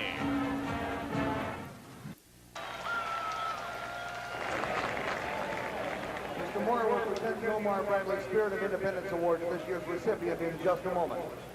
Halftime at the Independence Bowl, where Washington leads Tulane 21-10. Right now, they are about to award the Omar Bradley Spirit of Independence Award. Larry Ryan from the Independence Bowl Committee is making the presentation. You see Brigadier General Chuck Yeager, who will be the recipient of the Omar Bradley Award. Chuck Yeager in 1947 became the first man to fly faster than the speed of sound in a Bell X-1 aircraft. He did so many historic things in aviation. One of our great free space pioneers. And this award was created as a bicentennial observance activity of the Shreveport and Bossier City communities. The Independence Bowl was established in 1976 by the sponsoring organization, the Sports Foundation, and this award, after the death of General Bradley, who was the first recipient, had his name added to it. And Brigadier General Charles E. Yeager, or Chuck Yeager, will be the proud recipient tonight. Later, he flew twice the speed of sound. He flew combat missions in Vietnam. He now holds over 40 aviation records, and in an age most men and women would be considering retirement, he is still flying the fastest aircraft around. But beyond all of his accomplishments, his awards and recognition, and beyond the movie and books about his life, most air travelers know him by the professional style that pilots demonstrate. His cool, calm presence of mind while testing aircraft at the edge of the Earth's atmosphere became the role model for an entire generation of military and commercial pilots. Even his vocabulary and tone of voice have become the standard of the air. Ladies and gentlemen, please welcome the 1987 recipient of the Omar Bradley Spirit of Independence Award, Brigadier General Chuck Yeager.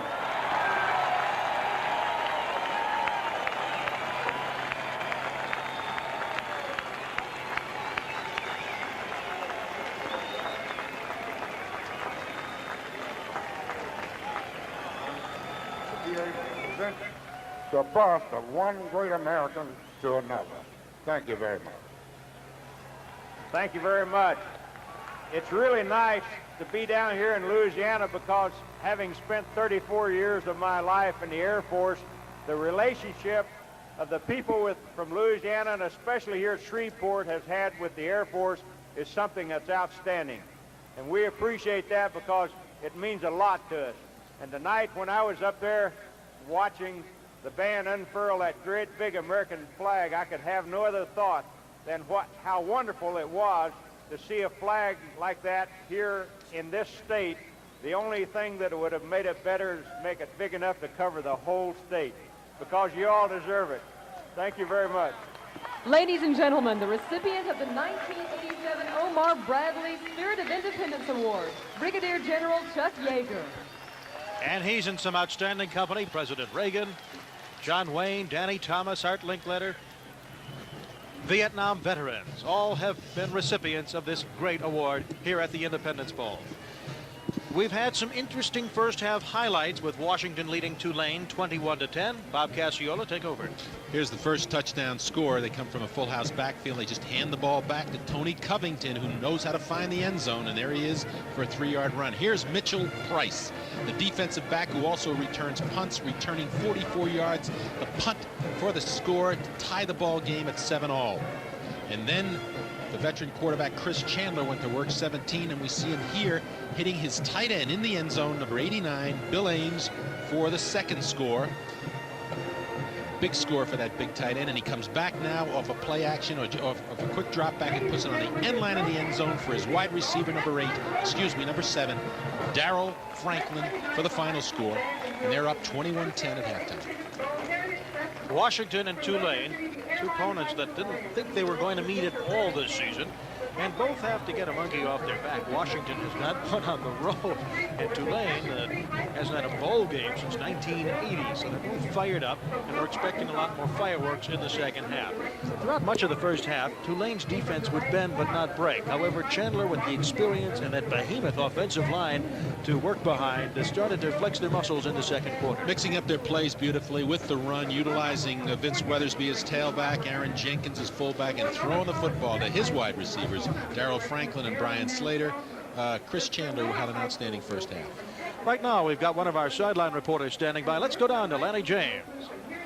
I don't know if you people realize it, but this is really football country. Terry Bradshaw, Joe Ferguson both played their high school football right here in Shreveport. The state of Louisiana have a great year, as you can see, with Tulane, their first winning season since 1981. Down at LSU, Coach Mike Archer in his rookie season had the Tigers at 9-1-1. They'll match up in the Gator Bowl against South Carolina. And how about those New Orleans Saints? Probably the biggest surprise of all. Never had a winning season. Coach Jim Mora has that team at 10-3, headed for the playoffs in the city of New Orleans in an uproar. And just 100 miles away, over in Monroe, Louisiana, Northeast Louisiana University under Coach Pat Collins right now is playing for the national championship tonight. So capped off by the Independence Bowl tonight, quite an exciting year for Louisiana football. Let's go now to Keith Shipman. With head coach Don James. Don, first half, what you wanted? Well, we gave up more yards than we made, but we put points on the board, and that was good. Our defense gave up yards and got off the field. They only gave up 3 points. The downfall again was that punt team. We gave up a quick, easy score with a punt return. Now, what adjustments do you make at halftime to stall Tulane's wide-open offense? Well, it's the biggest problem we have right now is containing the quarterback. That's where the really big plays came from. So we've got pressure on him, but we've not been able to tackle him, wrap him out. It starts with containment. Don, good luck in the second half of the Independence Bowl. Thanks. Husky head coach Don James. The Huskies lead Tulane 21-10 at the half. We're getting ready for third quarter action. There's a good shot of Chuck Yeager receiving the Omar Bradley Spirit of Independence Award, and it's quite an honor indeed. And he certainly charmed the fans here at the Independence Bowl, recounting his days in the Air Force in the state of Louisiana. And I'll tell you what, it's getting a little bit cooler here tonight, but the weather has been very nice. We've had rain for about 24 hours, right till about 4:30, and the field was covered. Field was covered, and the field is very fast, and it hasn't affected play at all. So the crowd came out. It's been a great day, and a great 2 or 3 days for both these teams. The choice, of course, now goes the other way, and Washington will be kicking off to Tulane here to start the third period. Well, they've chosen the defensive end zone. They want that wind at their back. It's coming from the south. Very important. Second, we've lost some of our power here at the stadium. And we were mentioning that storm, and there we've got some back. It's got things standing on end a little bit, but now we're back, and we're glad that we can bring you television coverage of the Independence Bowl. Very important for the Tulane football team, specifically on their offense, to get it going here, get a drive, and get the ball up, get right back in the ball game early. Brownlee's kickoff is taken at the 10-yard line by Pierce, and and he gets to the 25-yard line. So Tulane will start trailing 21-10 in the third quarter of play. Steve Grant and Bob Casciola with you on the booth. Lonnie James and Keith Shipman on the sidelines.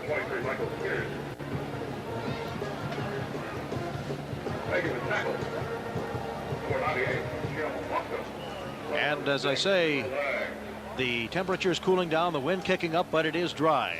And Terrance Jones will try to get his team back. They had 2 missed field goals in the first half. They have a wing back on the left side, a single running back, and Jones fires it to the left side, a short gain. Good tackle by Bo Yates. And Zeno was the recipient of that pass. Bo Yates, the outside linebacker to the weak side of the field, came up and played the wide receiver that time. Zeno kept him to a fairly short game of 3 yards. They'll give him that. And now they bring in, as soon as it goes 2nd and 7, they bring that extra defensive back into the game. So they go with 5 defensive back, and that is Art Malone, number 4, coming in at the cornerback position. Art Hunter also comes in on the run.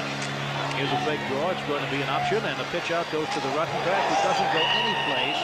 Michael Pierce was knocked down by Lilo Lang, number 6, and he also had plenty of help in that secondary.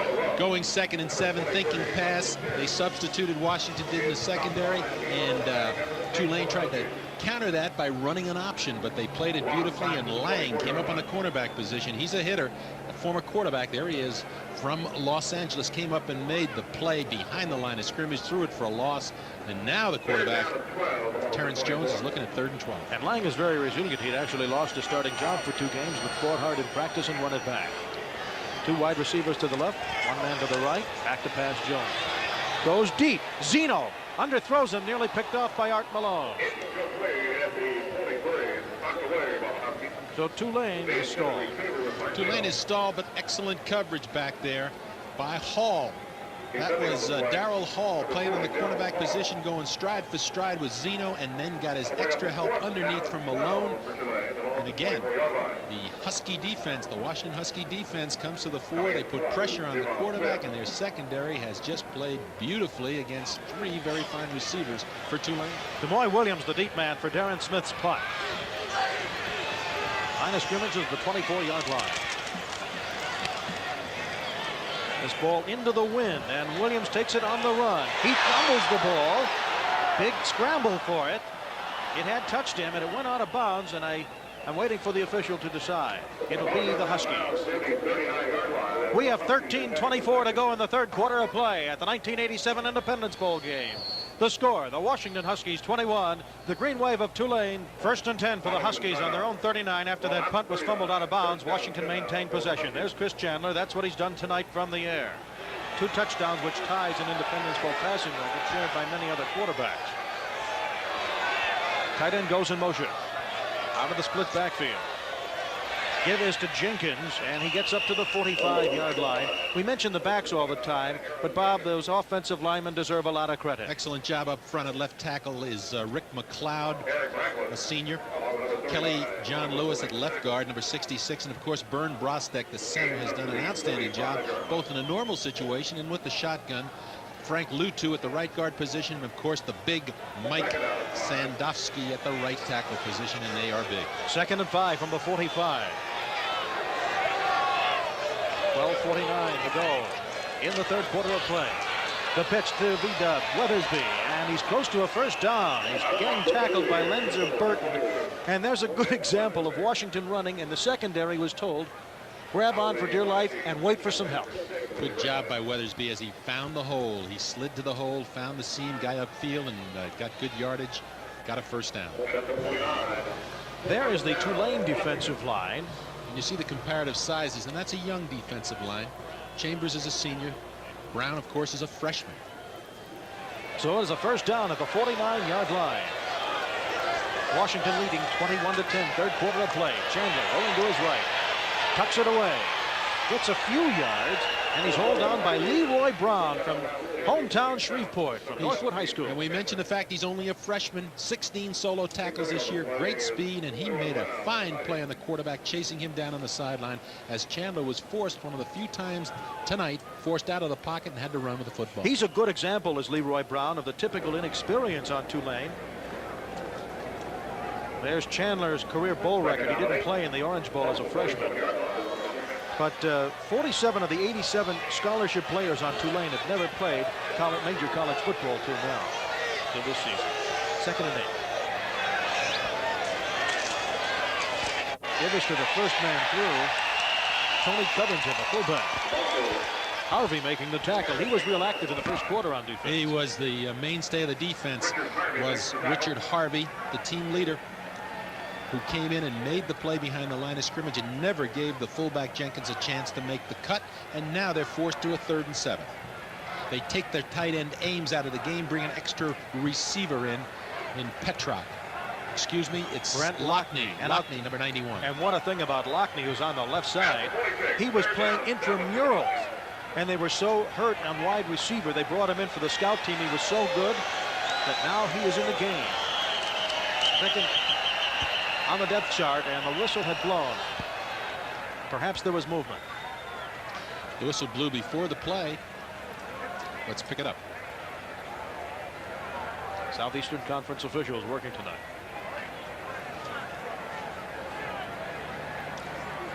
Dead ball. Offense. Still 3rd down. Well, it was a delay before that movement. The penalty was a delay against the offense. They made the play.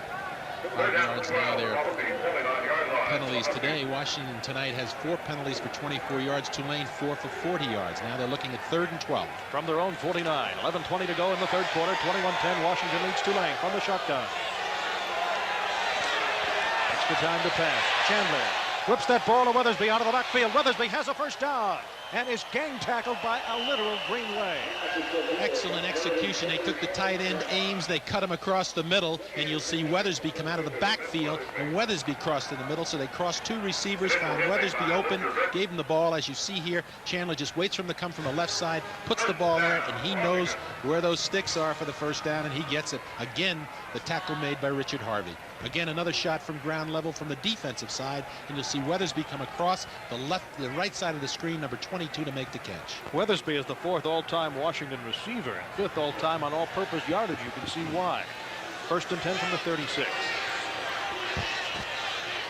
Weathersby has 2 catches tonight for 21 yards. Flags are down. The pass is complete over the middle to Ames, the tight end. Lenzer Burton, the free safety, made the tackle. Ames came across the formation in motion and started upfield. As a penalty flag down, it may go against Ames for leaning and going in motion upfield before the ball was snapped. Here it is. Illegal procedure, and so it'll be called back on Washington. We had a relatively penalty-free first half.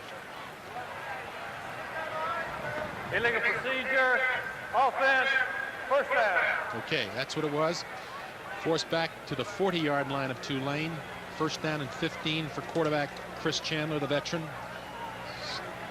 Operating with lots of confidence out there. In Don James's words, he's been around. He is our team leader on offense. Tulane has won on natural grass. They beat Mississippi State. Washington hasn't won on the road this year. From the eye. Strong left. Quick slant, and Franklin fell down, and he was fortunate that Thurston Harrison wasn't moving toward the ball. He'd have picked it off. He caught Harrison in single coverage over there. Harrison backing off, and he just wanted to run a little slant in front of him, break him up in the seam, and it was open. The ball, as you know, was there, but he slipped. 2nd down and 15. Let's talk about the field position. Our conditions, actually, on the crown of the field in the middle, it's relatively dry. Along the edges, however, it's moist, and we've had rain for 24 hours prior to the game tonight. The field was covered, but it's still kind of moist. Here's how this drive is going on 2nd and 15 from the 41 of Tulane. Washington's ball. Chandler's got a man open. Weathersby, what a catch out of the backfield. Richard Harvey making the defensive play. He came from a position out of the backfield where the linebacker had to cover him that time, and the ball was thrown a little bit behind him, and he turned and concentrated on the football. Watch Harvey trying to pick up on him right there, number 95 on 22, and watch the concentration on his back as he makes the catch as he's going down.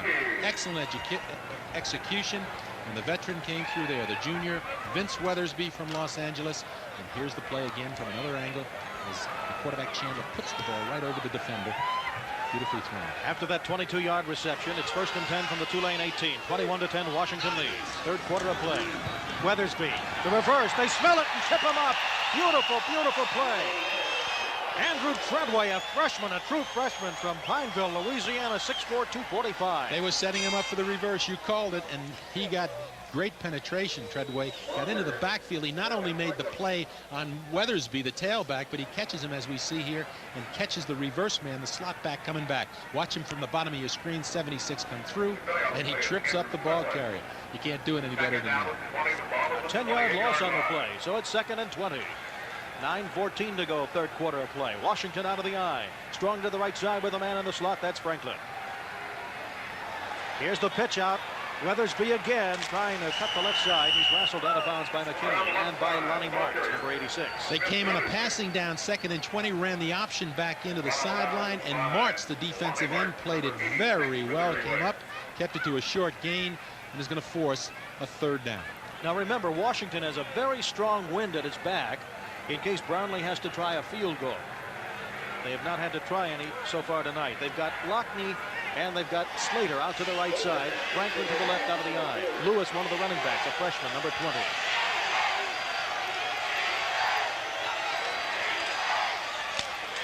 Play action fake. Into the end zone he goes. Franklin, and it's overthrown. Good coverage by Thurston Harrison, number 9. And also James McKinley, the cornerback, playing him from the outside, had good coverage. The safety man came over from the middle. They did a nice job as he looked to the veteran. He looked to Franklin in the end zone for the score. So it's 4th and 15, and they've got to go for 3. And McKinley's one of the few who doesn't care about this weather. He's from Chicago. This is like summer to him. There's a lot of people around here from Chicago, right? Brownlee will try the field goal attempt with a strong wind at his back. It'll be a 40-yard attempt. He's 3 for 6 from that. He has been shut out his last 4 games. He made 8 straight field goals in the middle of the season. From a slight angle, he lines it, and he's wide to the left. He hooked it that time to the left side. Big job by Tulane. They held him off, and they're still trailing by 11, but they didn't give him any points. 8:55 to go, third quarter. Washington 21, Tulane 10.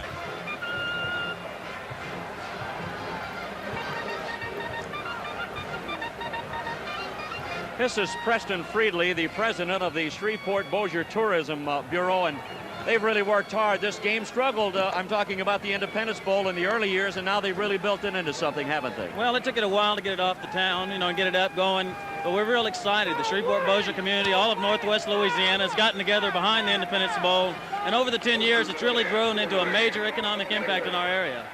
Hey, it's helps having some great games like this one, too, doesn't it? It's an exciting game. Over the middle, Jones to Zeno at the 30-yard line. Marc Zeno making his 5th catch of the night.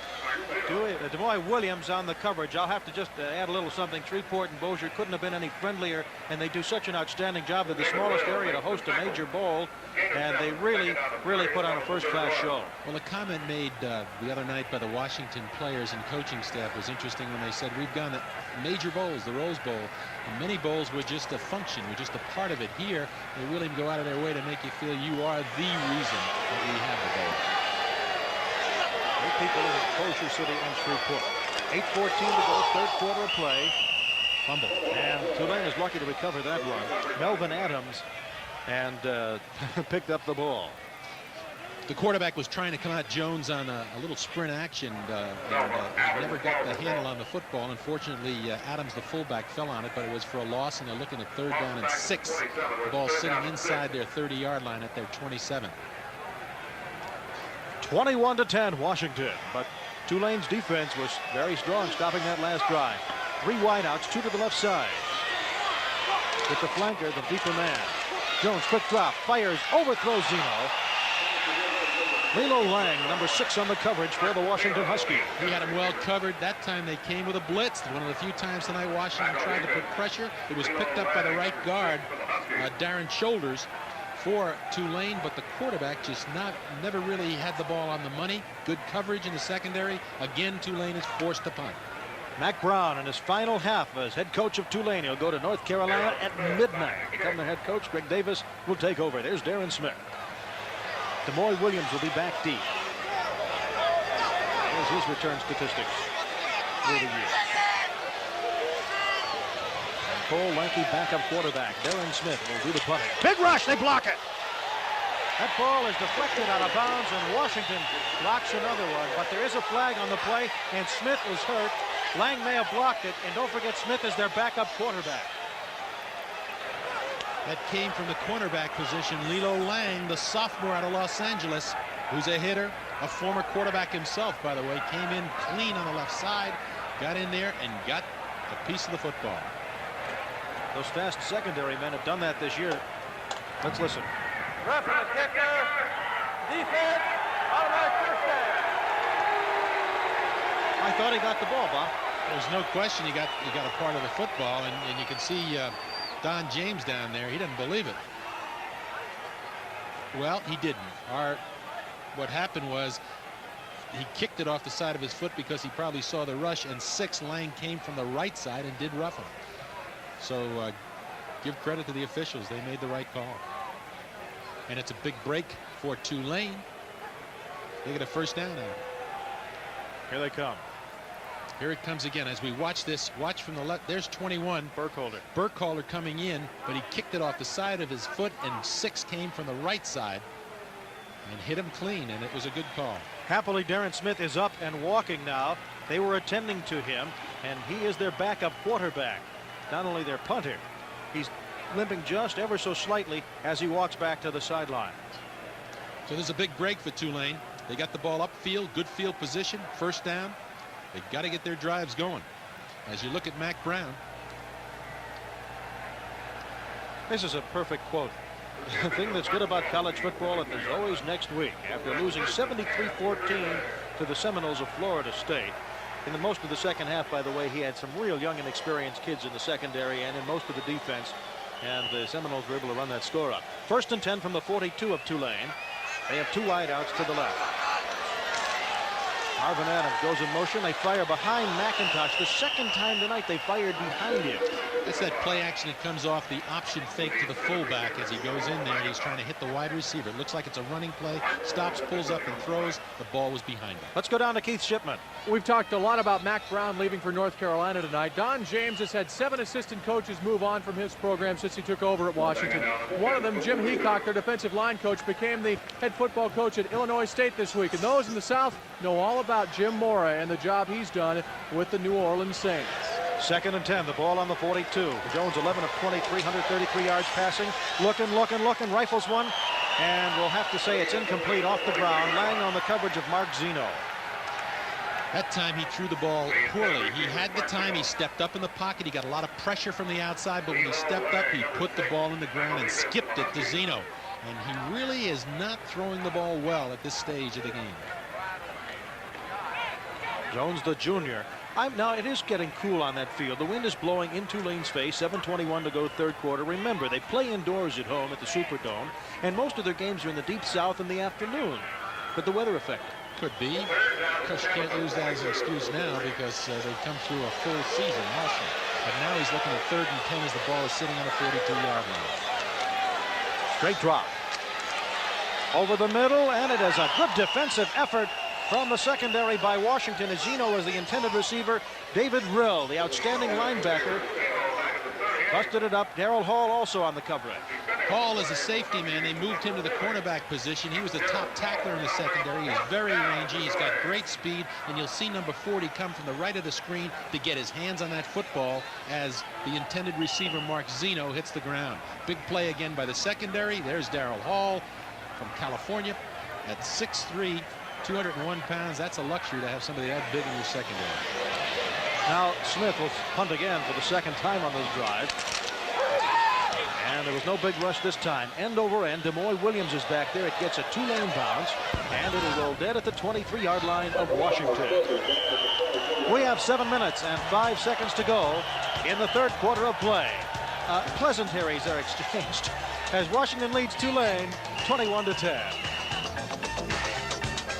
To go in the quarter, 21-10 in favor of Washington. They have the football. Chandler 10 of 18, 142 yards. He gave up an interception at the end of the half that was meaningless. He's thrown 2 touchdown passes. Franklin's caught 4 passes, Weathersby 3, and Ames 2. From his own 23. That's Ames moving around. Right to Weathersby. And right there on the ground, the Tulane defender. The Tulane defender again, number 76, Andrew Treadway, the defensive tackle, a freshman, came in and made the play right at the line of scrimmage, and he's looking at 2nd down and 10. Treadway, 2 big plays in there for that freshman. And he's a true freshman out of high school. Out redshirted.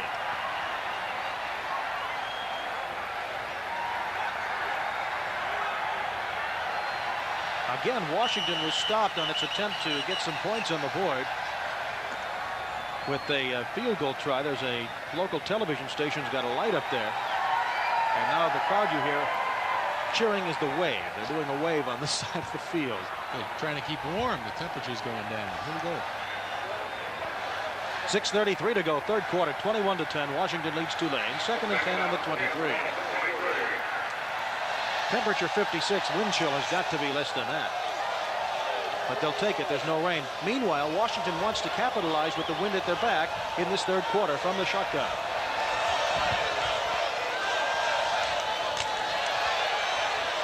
Fires it out to Weathersby again, close to a first down. He may have the first down for the Huskies. Good execution. They had Weathersby lined up in the slot, 22. They just broke him to the outside. Good coverage. The ball was right on the money from Chris Chandler, and he gets that ball up very close to a first down. Another true freshman, Mike Riley, had to make the coverage out of the secondary for Tulane. Very important now for Tulane to get back in this ball game. They can't afford to let Washington hold on to this football, take time off the clock. They've got to get better field position. They've got to create a situation. Got to get a turnover. Weathersby, 4 catches, 53 yards. He's been an all-purpose back 9. Out of the eye come the Huskies. The pitch, Weathersby off left tackle, and the Tulane green wave is right there to meet him on defense. Right now, let's go down to the Tulane sidelines and Manny James. Thank you, Steve. I overheard Marc Zeno talking to Maurice Nelson, and they were saying that Washington is not doing anything differently. They've just got to start executing. They still feel they can move the football. It's just a matter of getting into their rhythm, but they better hurry. They have 5:16 to go in the third quarter of play. 2nd and 9 from the 35 for the Huskies. Slater way out to the right side. I mean, he's way out. They're going to have to phone in the play to him or the count on the snap. Great drop for Chandler. Pumps. Goes deep. Slater under the ball. He's got it. Nice play. They beat the freshman Riley again. Another big gainer for the Washington Huskies, 39 yards. Beautifully thrown ball, but excellent job by Brian Slater, number 8. Watch him follow this football and concentrate as Riley has inside position on him, and as he falls back, he makes the catch. Brian Slater, 2-year letterman, the long ball threat in this offense. He averages a TD every 5 catches he makes. Outstanding player at 6'4", 195 pounds from Lake Stevens, Washington. His 38 catches, 9th best for the single season for the Huskies this year. 1st and 10 from the Tulane 25. Before that play can unfold, we have a whistle. Perhaps another delay. Washington's been called for that twice tonight.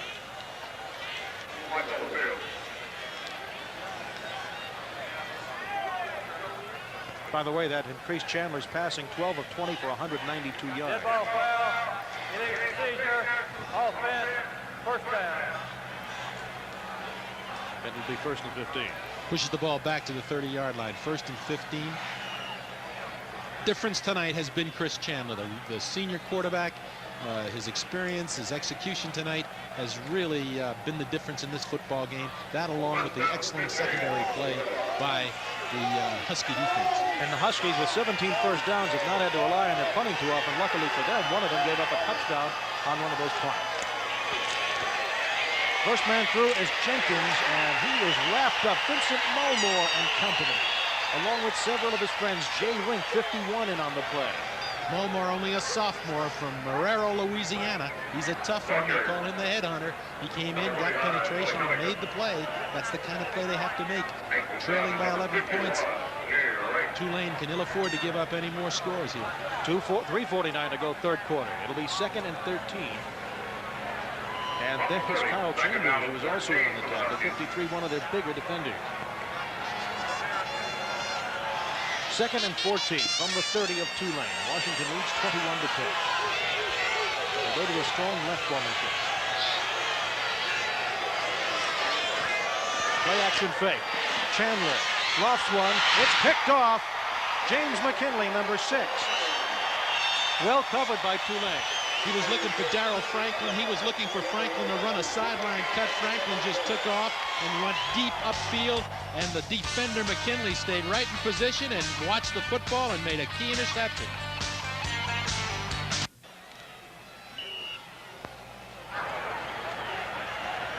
Washington thwarted for the second time in this quarter after that interception by McKinley. He has 2 interceptions this game. It ties an Independence Bowl record. 1st and 10 from the 13. Jones, a little pass out to Hunter. And Hunter's caught from behind at the 20-yard line by 99 Jeff Kohler. Nice interception. Great interception. Good play there. That time he swings the ball out to his back. Gets him into the flat. Here we see it. A little play fake. This is the interception. As Chandler drops back, he's looking to go deep to number 7 to the sideline for Franklin. Franklin runs deep, but James McKinley, number 6, steps right up and makes the key play, and they got the ball back on their own 19-yard line, 2nd and 4. 2:45 to go, 3rd quarter of play. 21-10, Washington leads. There's a design rollout. He keeps the ball on his own option. Knows where those first down markers are. Hopscotches the sideline for a big pickup to the 35-yard line to Jones. You can't say enough about Terrance Jones' athletic ability. That time again, he shows what he can do. He gets out of the pocket, gets away from the rush, gets upfield, gets the first down, gets out of bounds, and stops the clock. And the ball is sitting now on the 32-yard line for Tulane. 12 rushes, 66 yards for the Tulane quarterback. But still, you've got to talk about the job that Washington has done against the wide receivers, particularly Marc Zeno, who's really been not very obvious or present in this game up to this point. But he made one great catch early in the game, and it set up a field goal. Back to passes Jones on 1st and 10, and there we have a big sack by the Huskies. They all came in there. They couldn't hold the floodgates. Martin Harrison has 3 sacks this season, and Jones was the recipient of his 3rd one. He's the strong linebacker. He plays on the tight end side, and that time he came with the rush, came inside. Nobody picked up on him as the tight end released, and he got clean shot at the quarterback, threw him for a loss. 2nd down and 16 with Terrance Jones and the green wave of Tulane. 2 minutes, 3 seconds to go in the 3rd quarter of play. 2nd and 16 after the sack. 3 wideouts, 2 to the left side. Rolling left is Jones. Still looking, and he is going to look right in the white jerseys, led by DeMoy Williams, number 11 for Washington. The flag is down on the field here. We've got a flag down in the backfield. That was the design rollout again. He drops back and then dashes to the left side, tries to get around the corner. Washington's getting used to that, came up and played it very well. The cornerback Williams stayed and held his ground, made the play. It looks like this penalty, if they take it, will go against Tulane. Flipping. Offense. Half a distance. 2nd down. And you can see the frustration in Terrance Jones now. He's looking upfield, trying to look for receivers. They're not there, and he has to cut the ball and run with it. And I think Washington will take that. They'd rather have him running with the football, trying to contain him, and putting the ball upfield for the dangerous receivers he has, particularly with Zeno and Mack. Tulane penalized 5 times, 53 yards. It'll go 2nd and 29 from their own 13. One thing, though, the Tulane defense has held Washington scoreless this quarter, and Washington's had the wind at their back. Quarterback draw attempt, and Jones gets a little bit to about the 18 or 19-yard line. Darrel Hall in on the tackle, number 40. Hall made the play. He was really... The play was made originally by David Rill, the linebacker, who got upfield and made a hit on him and stumbled him a little bit and gave Hall a chance to come over and make the play.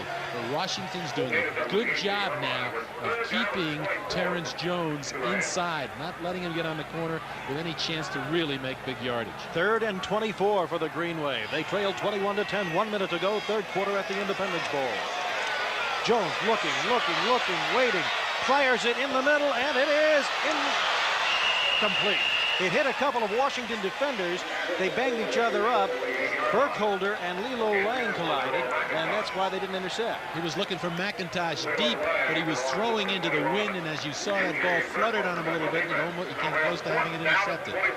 There's DeMoy Williams back, and Smith has been very, very busy because Tulane has not made their last 6 third down conversions. saw that long 61-yarder he had tonight. And they are punting into a wind. And this one was going to just stay dead at about the 48-yard line of Tulane. Wind was really a factor there. He kicked it again poorly off the outside of his foot and it died on him just short of the 50-yard line. But it was not a good punt, and the wind did not help. 41,683 in attendance at this 1987 Independence Bowl game. They just saw that 29-yard punt. And with 40 seconds to go in the third quarter, Washington will try to get on the board with that wind at their back. The Independence Bowl, 12 years old and continuing to grow. They've had every major conference now represented with the Pac-10 and Washington Huskies this year. First and 10 from their own, or rather from Tulane's 47. From the eye. Chandler unloads it. That's to Jenkins. He's got a first down. And he's finally banged out of bounds. Troy Wetzel, 39, covering. That time he got pressure from Lenzer Burton, who came up on the corner and blitzed. They run a bootleg to that side, and Jenkins, the fullback, just slipped out into the flat, and the experience of Chris Chandler showed up as he dropped the ball off to Jenkins, turned what could have been a loss into another first down, and good field position for Washington. That just about equaled his longest reception of 16 yards. So it's first and 10 from the 32. Half a minute to go, third quarter. Washington winning it back. They have a tight end in the slot out of the eye. Slater to the left, Franklin to the right. Weathersby will tail back maybe a yard. Good rush that time by Leroy Brown, slowing up the play. The local guy from Shreveport. Leroy Brown, the freshman, came in. Got a piece of the fullback just before he could get any steam going. Held him to a short game. Time is going to run out here in the third period. Mack Brown will only have one more quarter to coach the Green Wave before he moves on to North Carolina. Greg Davis will take it over. We are at the end of 3 quarters of play of the Independence Bowl. The score, the Washington Huskies 21 and the Green Wave of Tulane. And you're with us at this 12th annual Independence Bowl. Fourth quarter just starting. Steve Grant and Bob Cassiola with you in the booth. Keith Chipman, Manny James on the sideline. 2nd and 8 from the 30 for the Huskies. That's an easy one for you to see, folks. McLeod jumped offside. And here's a guy who's going to be in the Hula Bowl and other postseason All-Star games. Even he can make a mistake. Illegal procedure, offense, 2nd down. He's a big one. He's 6'6", 280, so you couldn't miss him as he jumped off sides. The left tackle, Rick McLeod, out of Bakersfield, California. Boy, these guys are big, and they're experienced. Although they'll get Sadowski back, he's a junior. Kelly John Lewis is a junior, and Rostick, the center, a sophomore. Chandler tonight, having one of his best games of the year. Pump fake, going deep. Slater goes down, no flag.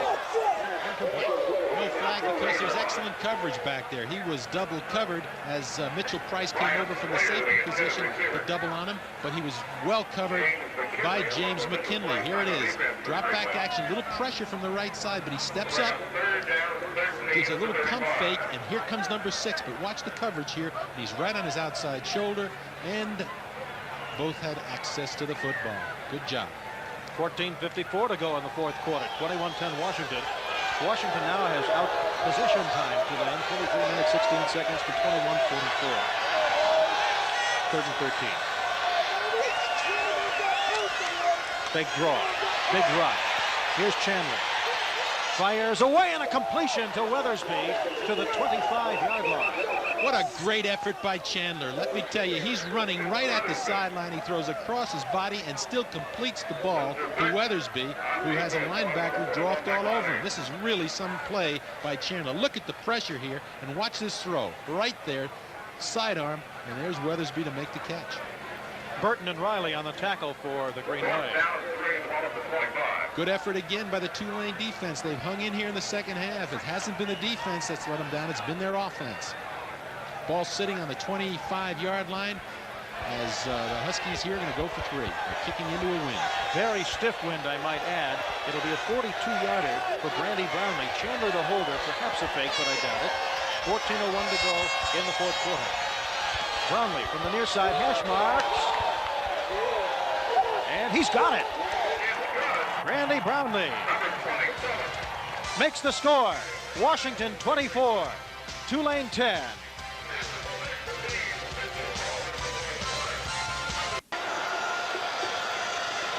James Toney on the near side, Michael Pierce on the far side, and my apologies. Randy Brownlee did not kick that field goal. It was Channing Wiles, a freshman from Lacey, Washington. Anyway, the kickoff is a grounder, and it's taken by an up man at the 17-yard line, where he is hit. Let's go down to the Husky sideline and Keith Shipman. One of the reasons we saw Channing Miles kick the field goal is because Don James has been disappointed in the kicking game this year. The kicking game built the tradition at Washington. It produced All-Americans Jeff Jager and Chuck Nelson. The Huskies ranked last in the Pac-10 in punting this year. Don James not pleased at all. He's trying to shake things up a bit. All right, Keith, thank you. By the way, there's a big fan of the Green Wave, Gumby, making his appearance here. Washington brought everybody but the fourth-string equipment people on this road trip. Meanwhile, Tulane gets some good coverage on the ground as Marvin Allen, number 34, carries. That's the tailback, Allen. We haven't heard much of him tonight because he hasn't been in the ball game other than being a receiver. He has carried the ball a lot this year for 369 yards and 10 touchdowns, but he's basically used in this offense as a receiver. But now they've changed their offensive style. They've come with two setbacks, Allen and Adams at fullback. First and 10, the ball on their own 38-yard line for Tulane. They trail 24-10. Here's the option. Jones turns that corner. Close to a first down before he's ridden out of bounds. The boy Williams. Let's go down to the Tulane sideline and Lanny James. I just talked to Monk Tomlinson, the offensive line coach of Tulane. He talked about getting better yardage on first down. As you see, the last two plays, they've been able to do that, and they got to fire off that football a little harder if they're going to move the football. We've seen a change, and it may start to pay off for the Green Wave. With Lanny James on the Tulane sideline, Keith Shipman on the Washington, we get some more inside information tonight. 2nd and 2. There's the keeper and the pitch, and a first down for the Green Wave. What they've done is they've come with two setbacks and they've decided, hey, we haven't been successful throwing the ball, let's run the football, and they've run the option. That time they ran the counter option back into the boundary with the quarterback pitching the ball back and making the play to Marvin Allen, the tailback. They get a first down, they get the ball upfield, and maybe this change of pace will ignite their offense and also take a little bit away from the Washington defense, who've been playing pretty much versus the pass tonight. And they're going with 2 wide receivers and a tight end instead of 3. Here's the option to the left side, and Pierce is stopped, and there's a flag on the tackle. There's a flag in the play because James Toney, the receiver to the wide side who had to make the block on the cornerback, held, and he was caught for it, and you're going to see it now. Tulane trying to make use of the wind at their back, but now they're staying on the ground. And discussions with the Washington defenders. They're going over the options here. But it definitely is a holding penalty by number 18, James Toney, the wide receiver, as he tried to block the cornerback.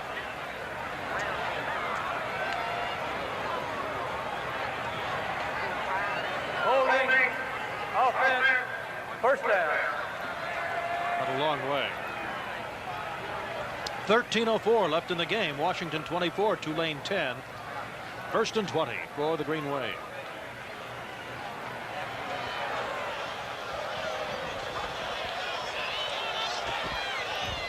Coming in is Maurice Nelson, number 21, the last man in.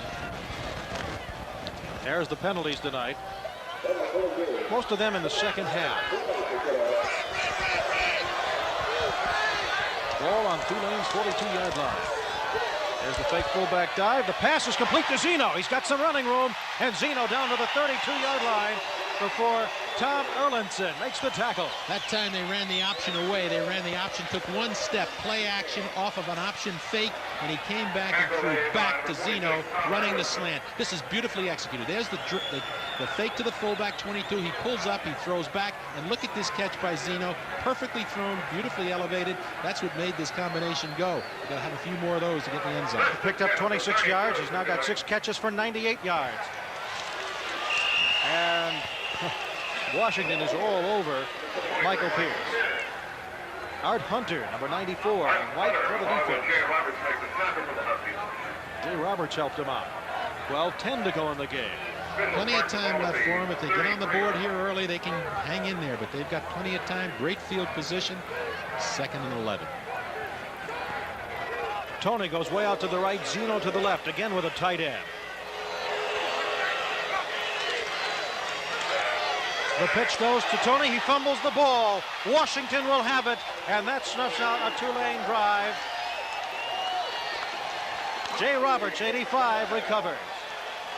We have 11 minutes, 46 seconds to go in the Independence Bowl with the score. Washington Huskies 24, the Green Wave of Tulane 10. It is Washington 24, Tulane 10 with 11:46 to go in the Independence Bowl game. Washington recovers a fumble. They have the ball on the Tulane 49-yard line. They're going into a stiff wind. Pitch back goes to Weathersby, and he's thrown for a loss. Lenzer Burton in on that ball. Lenzer Burton's only a freshman from Boca Raton, Florida. Came right up on the corner and made a big hit on Weathersby. Kept him in bounds, but there was a flag on the play. And here's how they got the ball after a fumble.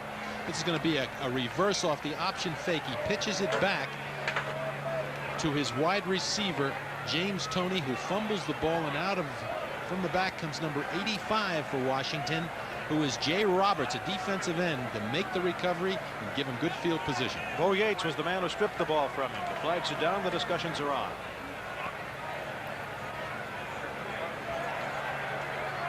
Holding. Offense. First down. They took the penalty to push him back, get him deep in their territory, a little deeper in their territory. And here's where the Pac-10 will be represented in postseason play. Washington here in the Independence. The Rose Bowl will have Southern Cal. UCLA travels to Hawaii for the Aloha Bowl, and the Freedom Bowl, which folks watching on Mizlu TV Sports will feature Arizona State. 11.5 minutes to go in this football game. Washington 1st and 21 from their 40. Ames in motion again with a split backfield. Chandler the pass, gets a good block, fires it over the middle to Ames. And he's close to that first down territory. Got a big chunk of real estate back before he's racked up. Big, beautiful job by the quarterback here as the tight end 85 Ames came across the formation and then comes back over the middle to catch the ball. And the quarterback, Chandler, just waits for him to come open. He's had a big night tonight. Number 89, Ames, the big tight end. Excellent job. Hang on and wait for help. And by the way, 66 Kelly John Lewis for a great block, enabling Chandler to have a chance to throw that ball. 2nd and 4 from the Tulane 43-yard line. From the eye come the Huskies. They lead 24-10. Leslie, happy 40th to you too. Go Huskies, go. Chandler to Slater, and it's incomplete. That time he came, he was forced out of the pocket looking for Slater deep. Slater was double covered that time. He had Lenzer Burton and Thurston Harrison double teaming him on the outside, well covered. Ames tonight has 3 receptions for 35 yards and 1 TD. He came into this game for the season with 14 receptions and 142 yards. So Bill Ames, the big sophomore from Spokane, has had a great night tonight. Yeah, and he didn't become a starter till the 8th game when they played Oregon State, because he had an ankle injury against Washington State. They were wondering if he wasn't going to play. He started the year 4th on the depth chart from the shotgun. 3rd and 4, and Slater could not get to that ball. Came with a safety blitz that time, with a blitz that time. They brought Vincent Mulmore, the linebacker. He came in clean. He got to Chandler just as he delivered the football. Chandler's up. And again, the defense for Tulane does a nice job in holding the Huskies from getting in the end zone. Huskies will be punting to Mitchell Price and Eric Kenton, who had one of his punts run back for a touchdown. Will take the snap and punt it into Tulane territory. Price is back at around his 12. Low snap. He's going to try to keep it from going in the end zone into a wind. Nice bounce, good coverage, and they stop him on the 1. An excellent punt by Canton, good coverage by the Huskies, and Tulane's got 99 yards to go. 10:19 to go in the game. Washington 24, Tulane 10.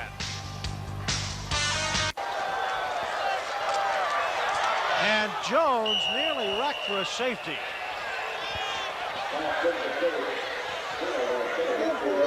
was the intended receiver, if you can call it that, but he was just glad he was around. We got to give credit to a young freshman by the name of Marc Kilpack out of Beaverton, Oregon. He's the guy that got down and made the play on that punt to put Tulane in such bad field position. Here we see the scene from the end zone as Jones drops back and tries to make the pass to Zeno. He's got a lot of pressure on him.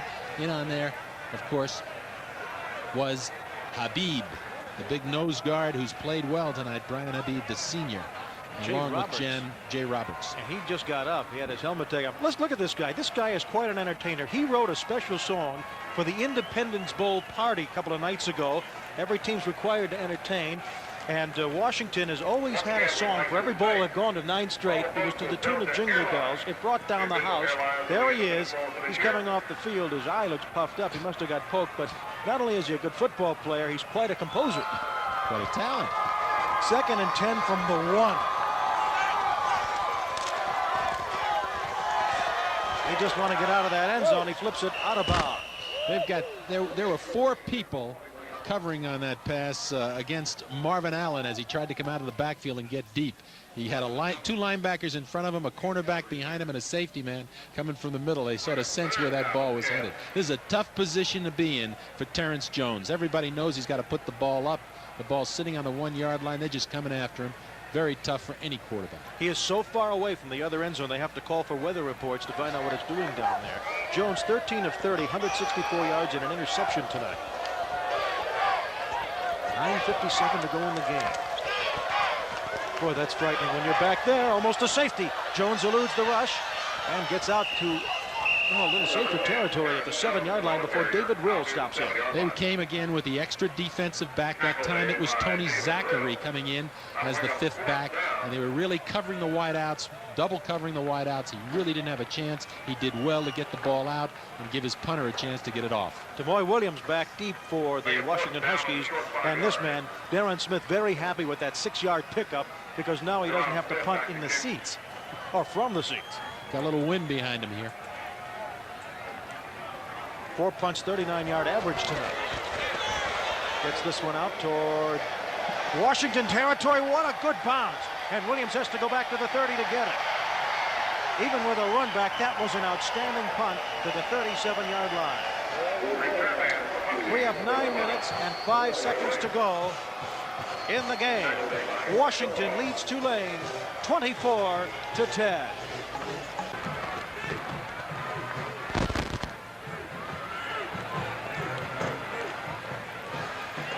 After a 61-yard punt and the return, Washington takes over at their own 36-yard line. They lead 24-10. 9:05 to go in the game. It's 1st and 10. Steve Grad and Bob Casciola with you. We're delighted you're with us for this 12th annual Independence Bowl game. From the eye come the Huskies. Chandler bootlegging it to the right. Fires sidearm. Man trying to come back for the ball, incomplete. That was the intended receiver. That was a bootleg all the way as he came out on this fake, came to the wide side of the field and was looking for Darrel Franklin running a deep sideline cut. But he was under pressure, and he threw the ball short that time. Good pressure this time on the backside of the Tulane defense. Fred Davis was chasing him down. Fred Davis is the best pass rusher for Tulane. He's another Chicagoan there. He and McKinley from the defense. 8:59 to go in the game. Chandler, 15 of 28, 234 yards tonight. A pair of touchdowns, a pair of interceptions. From a split backfield, here's the pitch to Weathersby. Gets a block from Ames, turns the corner, and gets bounced out at the 46-yard line. Ames sprung him with a good block. Good block by Ames on the freshman Lenzer Burton, the cornerback. Ames came back, made the block, and gave Weathersby, who's been really the all-purpose guy tonight, running out of the backfield from the tailback position, catching the football coming out of the backfield. He's had a great night. That's the junior Vince Weathersby from Los Angeles. And he has had, he's really been the guy who's been doing it all season for this ball club. As his coach said, he seldom breaks it, but he always gets the most out of every play. We have an injury report on Jay Roberts, the defensive linebacker for Washington. You saw coming out with a puffy eye. He was poked in his eye, and he'll be okay. 1st and 10 from the 47 of Washington. They lead 24-10, 8:53 to go in the game. Play action fake. Chandler Throwing deep to Slater. Dropped the ball after good coverage by Thurston Harrison, the cornerback. A junior who's normally a free safety but moved to cornerback for this game. That's right. They've switched him around so that they could get the maximum use from Harrison, and they put him right on the corner. And watch him here as the quarterback, Chandler, sets up the throw, and he puts the ball right on the money, and Harrison plays the ball perfectly, goes up with the receiver, comes right over the top and pulls his arms away. Good job by Thurston Harrison, the junior out of Harvey, Louisiana. Fourth quarter of play, a 14-point lead for the Huskies. They have the ball. And running with the ball is Aaron Jenkins, and boy, does he get momentum. Jenkins in the split back set, which is normally a passing set, just hands them ball off to him off the left side, running behind Kelly John Lewis and Rick McLeod. Good yardage in there, slipping the ball. Got a first down for the junior Aaron Jenkins, second leading rusher on this football team, averaging over 5 yards per carry, called by his coach Don James, the most improved player on this football team. And his 668 yards in the regular season, the most since Tucson Tyler's had 670 yards in 1980. So the fullback position was productive this year. 8:20 to go in the game. First and 10. Ames in motion.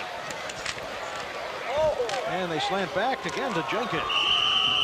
This little counter play off the split back. He just steps to his left, hands the ball back to the fullback, and he gets up into off the right guard in the center. That time gets his block that time from Frank Lutu, who came in to start this game. Lutu's a senior out of Honolulu at 6'5", 276. The Tulane defense has done its job in this half, allowing Washington only 3 points. However, if the Washington defense has shut out Tulane in this half. That's right. That Mack Brown said coming into the game, our defense, we don't expect to stop them. We hope that we don't break. We'll just bend a little bit, and they've done that much of this game. 2nd and 5 from the 37. A keeper by Chandler, tucks it away, crosses the 30, and his gang tackled. Mitchell Price among those tackling him, along with 77 Richard Sutter. Washington's got this game in complete control on offense. They're mixing up their plays beautifully that time. They ran the option, the quarterback kept the ball, and that's the experience and the balance they have in their offense, their ability to run and throw the ball. Good look at Chandler, but they actually had commercials promoting him for the Heisman Trophy prior to the start of the 1987 football season. Well, you've got to look at him and say, hey, this guy has great potential. With his size, first of all, he's a pro prospect at 6'3½", 204. He can throw the ball, he can run the ball, and surely his statistics coming into this season were as impressive as anybody in the country. 84 more yards than his average as Jenkins carries the ball as Washington grinds out the clock. We've got to get back to Chris Chandler because he did have a tough time. He hurt his ribs earlier in the year. He had a hip pointer, which put him out of commission. He hurt his chest. He's really had problems. And when you think about it, if he had had a full season and a healthy season, there's no telling what he could have done with it. You've got to believe with his size and his ability that he is a prospect, a definite pro prospect. He'll be in the Senior Bowl in the East-West Shrine game. There's his 26 straight starts. He is resilient, coming back from injuries. Throws into the corner, and it's picked off. And a great saving tackle by Slater. Harrison doing the job tonight from cornerback. That's his second excellent play, his second interception this year. Just as we start talking about the quarterback, he makes probably the poorest pass of the night. He threw the ball behind the receiver that time, as we see it here. And you see him throw the ball. He delivers the ball well, but it's behind his receiver and gives the cornerback a chance here to come up and make the play inside. And that is Thurston Harrison again, the junior, who was the team leader in tackles for Tulane this year, but he made a big interception right there. Third Washington turnover. Tulane has 2. They have 6:20 to go. First and 10 from their 15. They trail 24-10. Jones back to pass. Here come the Huskies. Over the middle it goes. It's short of a first down. Will makes the tackle with the man slamming over the middle. Zeno was this intended receiver, and no, actually McIntosh. It was McIntosh who came across the middle, and that's about where they've made some yardage tonight. Both Zeno and McIntosh coming across the middle in front of the linebackers. They have not had good success up the sidelines or in the seams tonight against the Washington defenders. Washington made an adjustment after Zeno made a big play down the sidelines early in the game. Haven't been able to do it again.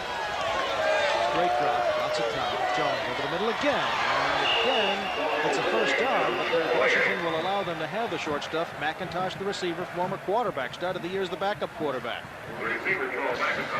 One of the most outstanding players all season has been number 38, David Rill, the senior linebacker who Don James calls one of the finest he's ever coached. There he is as we isolate on him and see him come up and make the play on that last pass that was completed to McIntosh. Do you know that Rill has never, ever missed a practice at Washington? That's something. 1st and 10 from the 28 for the Green Wave. Over the middle to Zeno, incomplete. Hill right there. They were looking for him that time. That's where it's been. They came back to him too many times. Now we watch number 38 playing on the left side again. He's looking it up, and here comes Zeno across the middle again. He's looked him up, he's found him, and there he is right there. That's how that play finishes. That's football. That's why you lead. You start 3 years, you start 35 consecutive games, and you lead your team in tackles year in and year out. David Rill from Port Orchard, Washington. On 2nd and 10. Little jump pass. Zeno, was he in bounds? Yes, he was. And it's a first down for Tulane at the 40-yard line. The reason that pass was completed, the defender that time, Williams, the cornerback, was giving him the cushion. He's not going to let him go deep. He kept the ball in front of him. Unfortunately, we've got a flag down here. Hold it. Offense. Second down. Well, that nullifies that 12-yard reception. Time is running out for Tulane. 5 minutes, 13 seconds to go in this football game, the 12th annual Independence Bowl game.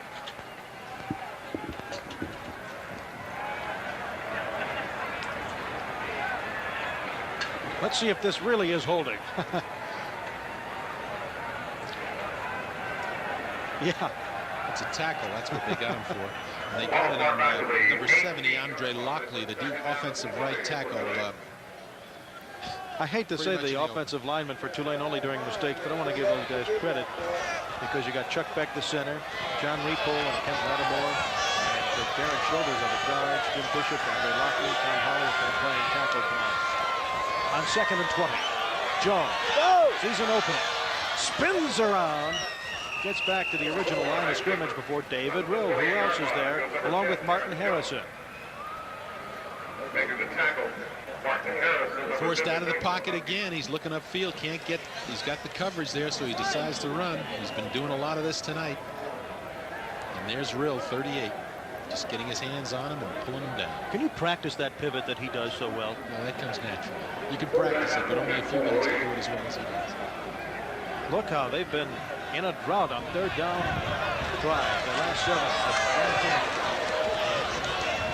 This one goes incomplete.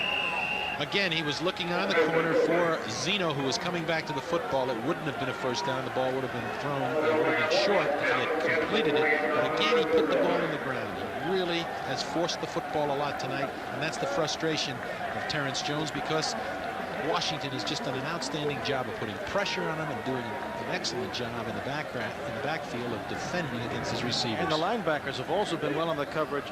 Bo Yates was there that time. Here's Smith. He's been busy in the 2nd half. With the wind at his back, Demoy Williams takes it on the 25-yard line, picks it up, goes up the sideline, bumps into his own man, and out of bounds at the 40. A 47-yard punt as he's tackled at the Washington bench. 4 minutes, 23 seconds to go in this football game, and the score, Washington 24 and Tulane 10. Okay. 1st and 10 from the 40 of Washington. Conklin, number 10, in at quarterback. We thought we'd see him maybe in the first half. A lot of extra backup men are in the game right now. Jenkins made the carry. They want sure hands, and Leroy Brown from Shreveport made the tackle. Leroy Brown, there, number 90, was the Louisiana State high school shot put champion. Strong. And the folks in Louisiana. This tells a lot about this ball game when you see the miscues on the part of Washington and what it led to. Tulane had to punt, half-ended, and they punted again. They never took advantage of those Washington Husky mistakes, and that's why they're behind 24-10 with 3:40 left in the 4th period. 2nd and 11. And again, Washington eating clock. Jenkins again. Jenkins again, and another big tackle by Richard Harvey, coming from the linebacker position, who's been in this ball game and playing tough all night. There's Richard Harvey. He's had an outstanding night. 6'2", 223, only a junior. Conklin, the quarterback, was nearly redshirted but had to play in the ninth game against Arizona, and what a day. He had 237 yards passing and 2 touchdowns. He's a sophomore from Yakima. Out of the shotgun. And there's Lewis, the freshman, with a big opener inside the Tulane 45 to the 43 before Linzer Burton makes the stop. That's the shovel pass off the shotgun. It was beautifully executed. Tulane was playing pass. They were coming after him. There's number 20. That's Greg Lewis out of Seattle, a true freshman, and he is elusive. He's got great hands. 15-yard gain off that play. Lewis, 5th leading rusher on the team as a freshman this past fall. 2:45 to go in the game. A reminder, when in Shreveport, Abe's Sea and Sirloin Restaurant is the place. Man, the down-home Cajun cooking and the seafood is out of this world. Abe's Sea and Sirloin Restaurant in Shreveport. Here's a pitch out to Lewis again. This time the Green Wave get him. And they rack him up for a bit of a loss. Fred Davis in on that play, number 97. Along with Richard Sutter, 77. The clock continues to go down. 2:17, 2:16, 2:15. And there's Conklin for this year. He'll be the heir apparent to Chandler. Conklin, of course, had 60 attempts this year. 20 completions, over 300 yards, and 2 TDs. And he is the quarterback of the future for this team. Tulane making the best of their trip with the cheerleaders, but they are down 24-10. Conklin, the pass, just gets it away and gets his bell rung. Oh, Lonnie Marts from New Orleans really put the rush on him and a big hit. Come from the backside that time, and he was coming clean, but he hung in there. There he is, Kerry Conklin, 6'4", 215 pounds.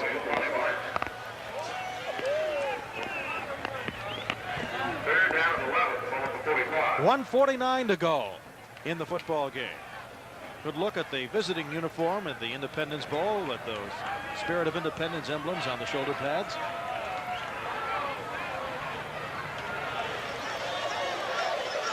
.149 to go in the game. 3rd and 11. The ball is on the Tulane 45. Conklin to Lewis. He's down. Sutter makes this tackle, number 77. Sauter's a sophomore out of Pensacola, Florida. He started all 11 games for the Tulane Green Wave at defensive tackle. Big play as he's still playing this football game, and he knifed in there to make a big play for a loss. So Tulane's first bowl game since 1980 has been a tough one. A tough one because they never could get their offense on track. The passing offense, the option offense was stymied all night by a very tough and aggressive Washington Husky defense, in particular a secondary that covered those receivers well, and a front that put a lot of pressure on that outstanding quarterback Terrance Jones. Washington, barring an unforeseen catastrophe for the Huskies, will be 7-4-1 this year, and Tulane will go to 500. Mack Brown's last game at Tulane before he goes to North Carolina. Greg Davis, the new coach, by the way, is in the press box. That's why we've not been able to get any fresh shots of him on the sidelines. Greg Davis, whose title is assistant head coach and offensive coordinator, becomes the head coach right after this game. He's a McNeese State graduate, and he was an assistant at Texas A&M before he came to Tulane with Mack Brown 3 years ago. Canton, who punted, run down to the 1-yard line, will punt to Price with 1:40 to go. Straight up. It's hanging. Huskies hoping it'll take their bounds. It's into the wind. It does bounce in favor of Washington, and it'll be down at the 23-yard line.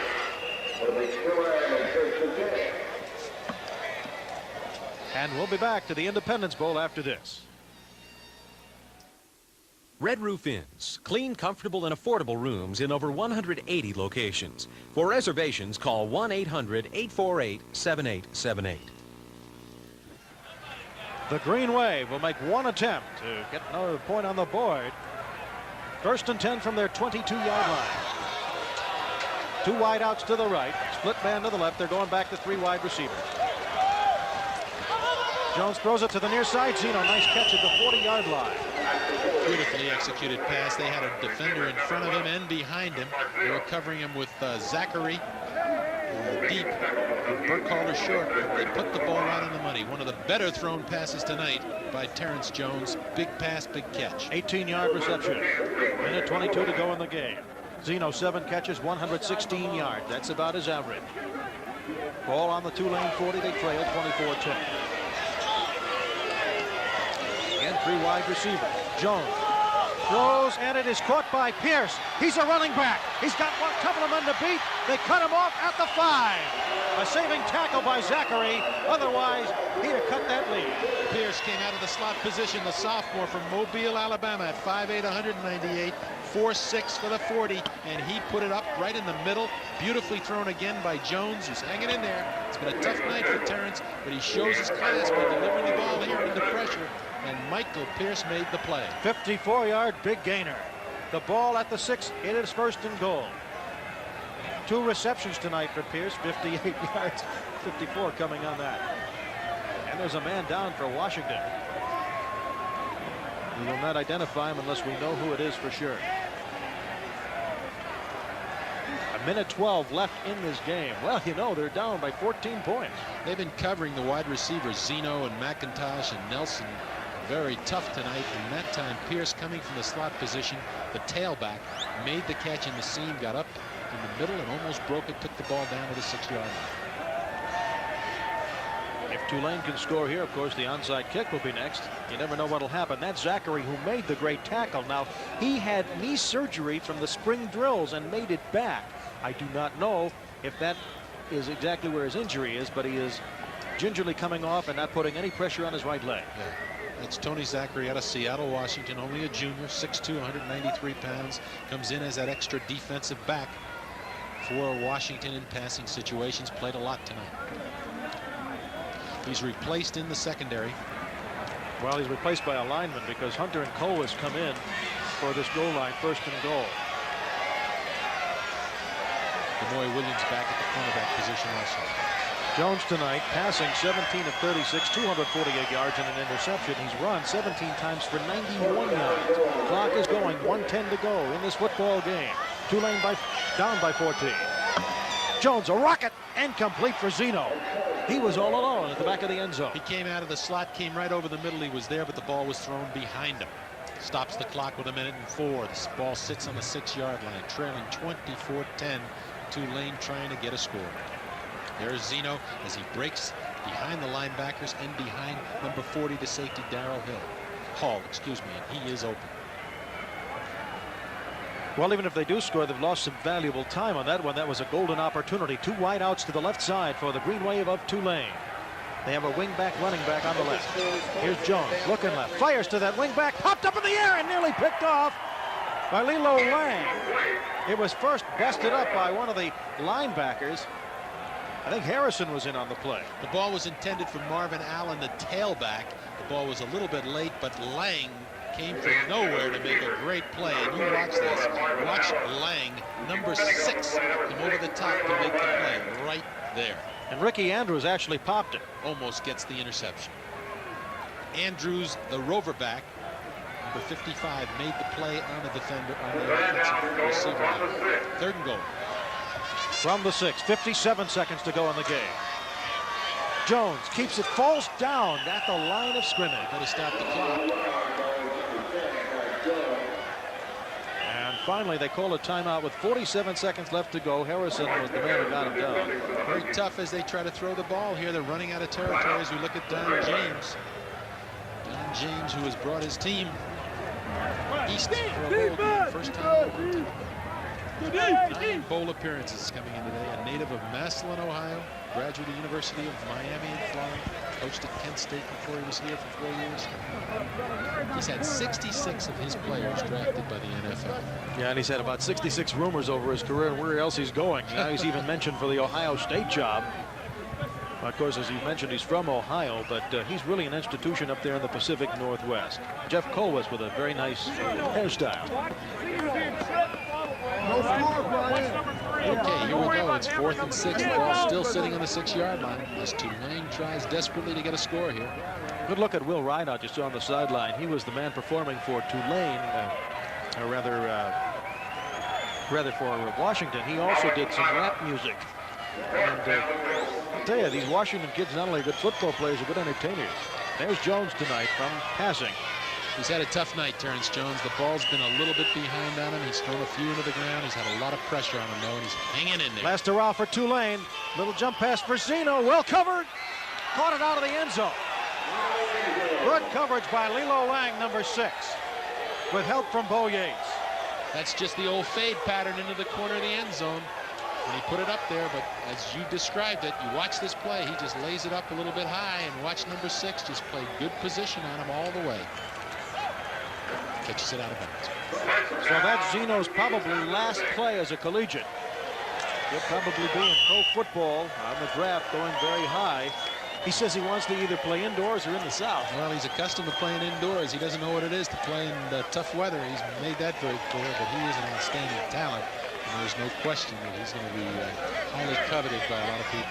You Washington fans, you may see him in the Kingdom sometime. 24-10, Washington leading. 42 seconds to go in the game at this 1987 Independence Bowl, and we are delighted you've been with us tonight. We have an information on Zachary. Tony Zachary hurt his knee. He had a knee injury in the spring. Delay, offense, first down. Back to the 3 on that delay of game against the Huskies. I want to thank some of the crew as we look at a happy Don James. His wife, Carol, by the way, and Coach Brown's wife, Debbie, received beautiful Silver Fox jackets from this bowl. I don't know how any other bowls give the coaches' wives those beautiful gifts as he just downs the ball with 38 seconds to go. We want to thank the bowl people, Paul Manasseh, Mike Miller, Smokey Hyde. Again, they were outstanding hosts as usual, and we're always pleased to come down here to Shreveport. Our people up in the booth, Glenn Martin, our stat man, Dale Kaiser, our spotter, and John Manasseh, who is our booth director. I want to thank them. 24-10. It's just winding down with 12 seconds to go. Washington downs it, and did he down it in the end zone? I don't know. He did. It's a safety. So that stops the clock with 7 seconds to go. I don't know if Conklin knew he was going to do that. I don't think he remembered or recalled where he was, because he just put his knee down in that end zone. And I'm with 7 seconds left. It goes to 24-12, and they're going to have to punt the ball. So you've had all kinds of scoring tonight. A field goal by the offense, a punt return for a touchdown by the special teams, and now the defense gets credited for a 2-point safety for Tulane. 24-12. Now they get a free kick, a little more delay. Also, we want to thank our reporters from the sidelines, Heath Shipman, who has been reporting from the Washington sideline, and Lanny James from the Tulane sideline for giving us some insightful reports throughout the evening. These guys are the diehards. We've got 7 seconds to go after a safety and a free kick coming. Let's see who they've got in deep position here for them. They brought the receivers back. Of course, Tony's number 18 is back there. He's one of the deep receivers. Mitchell Price. You can rest assured that Mitchell Price is in the game somewhere. Mitchell Price has been a revelation to this Tulane team, coming over from SMU and just taking over and being one of their key players and key leaders on defense. Punt returner, kick returner. He's had a great season for Tulane. So they're going to tee it up. And as I say, Washington brought so many kids with them. They have people that are not numbered and not listed. And number 32, I apologize to him. The SID department did not have who he was. And there's a bounding ball, and it is just trapped there for Tulane. Danny Michael. 6 seconds left.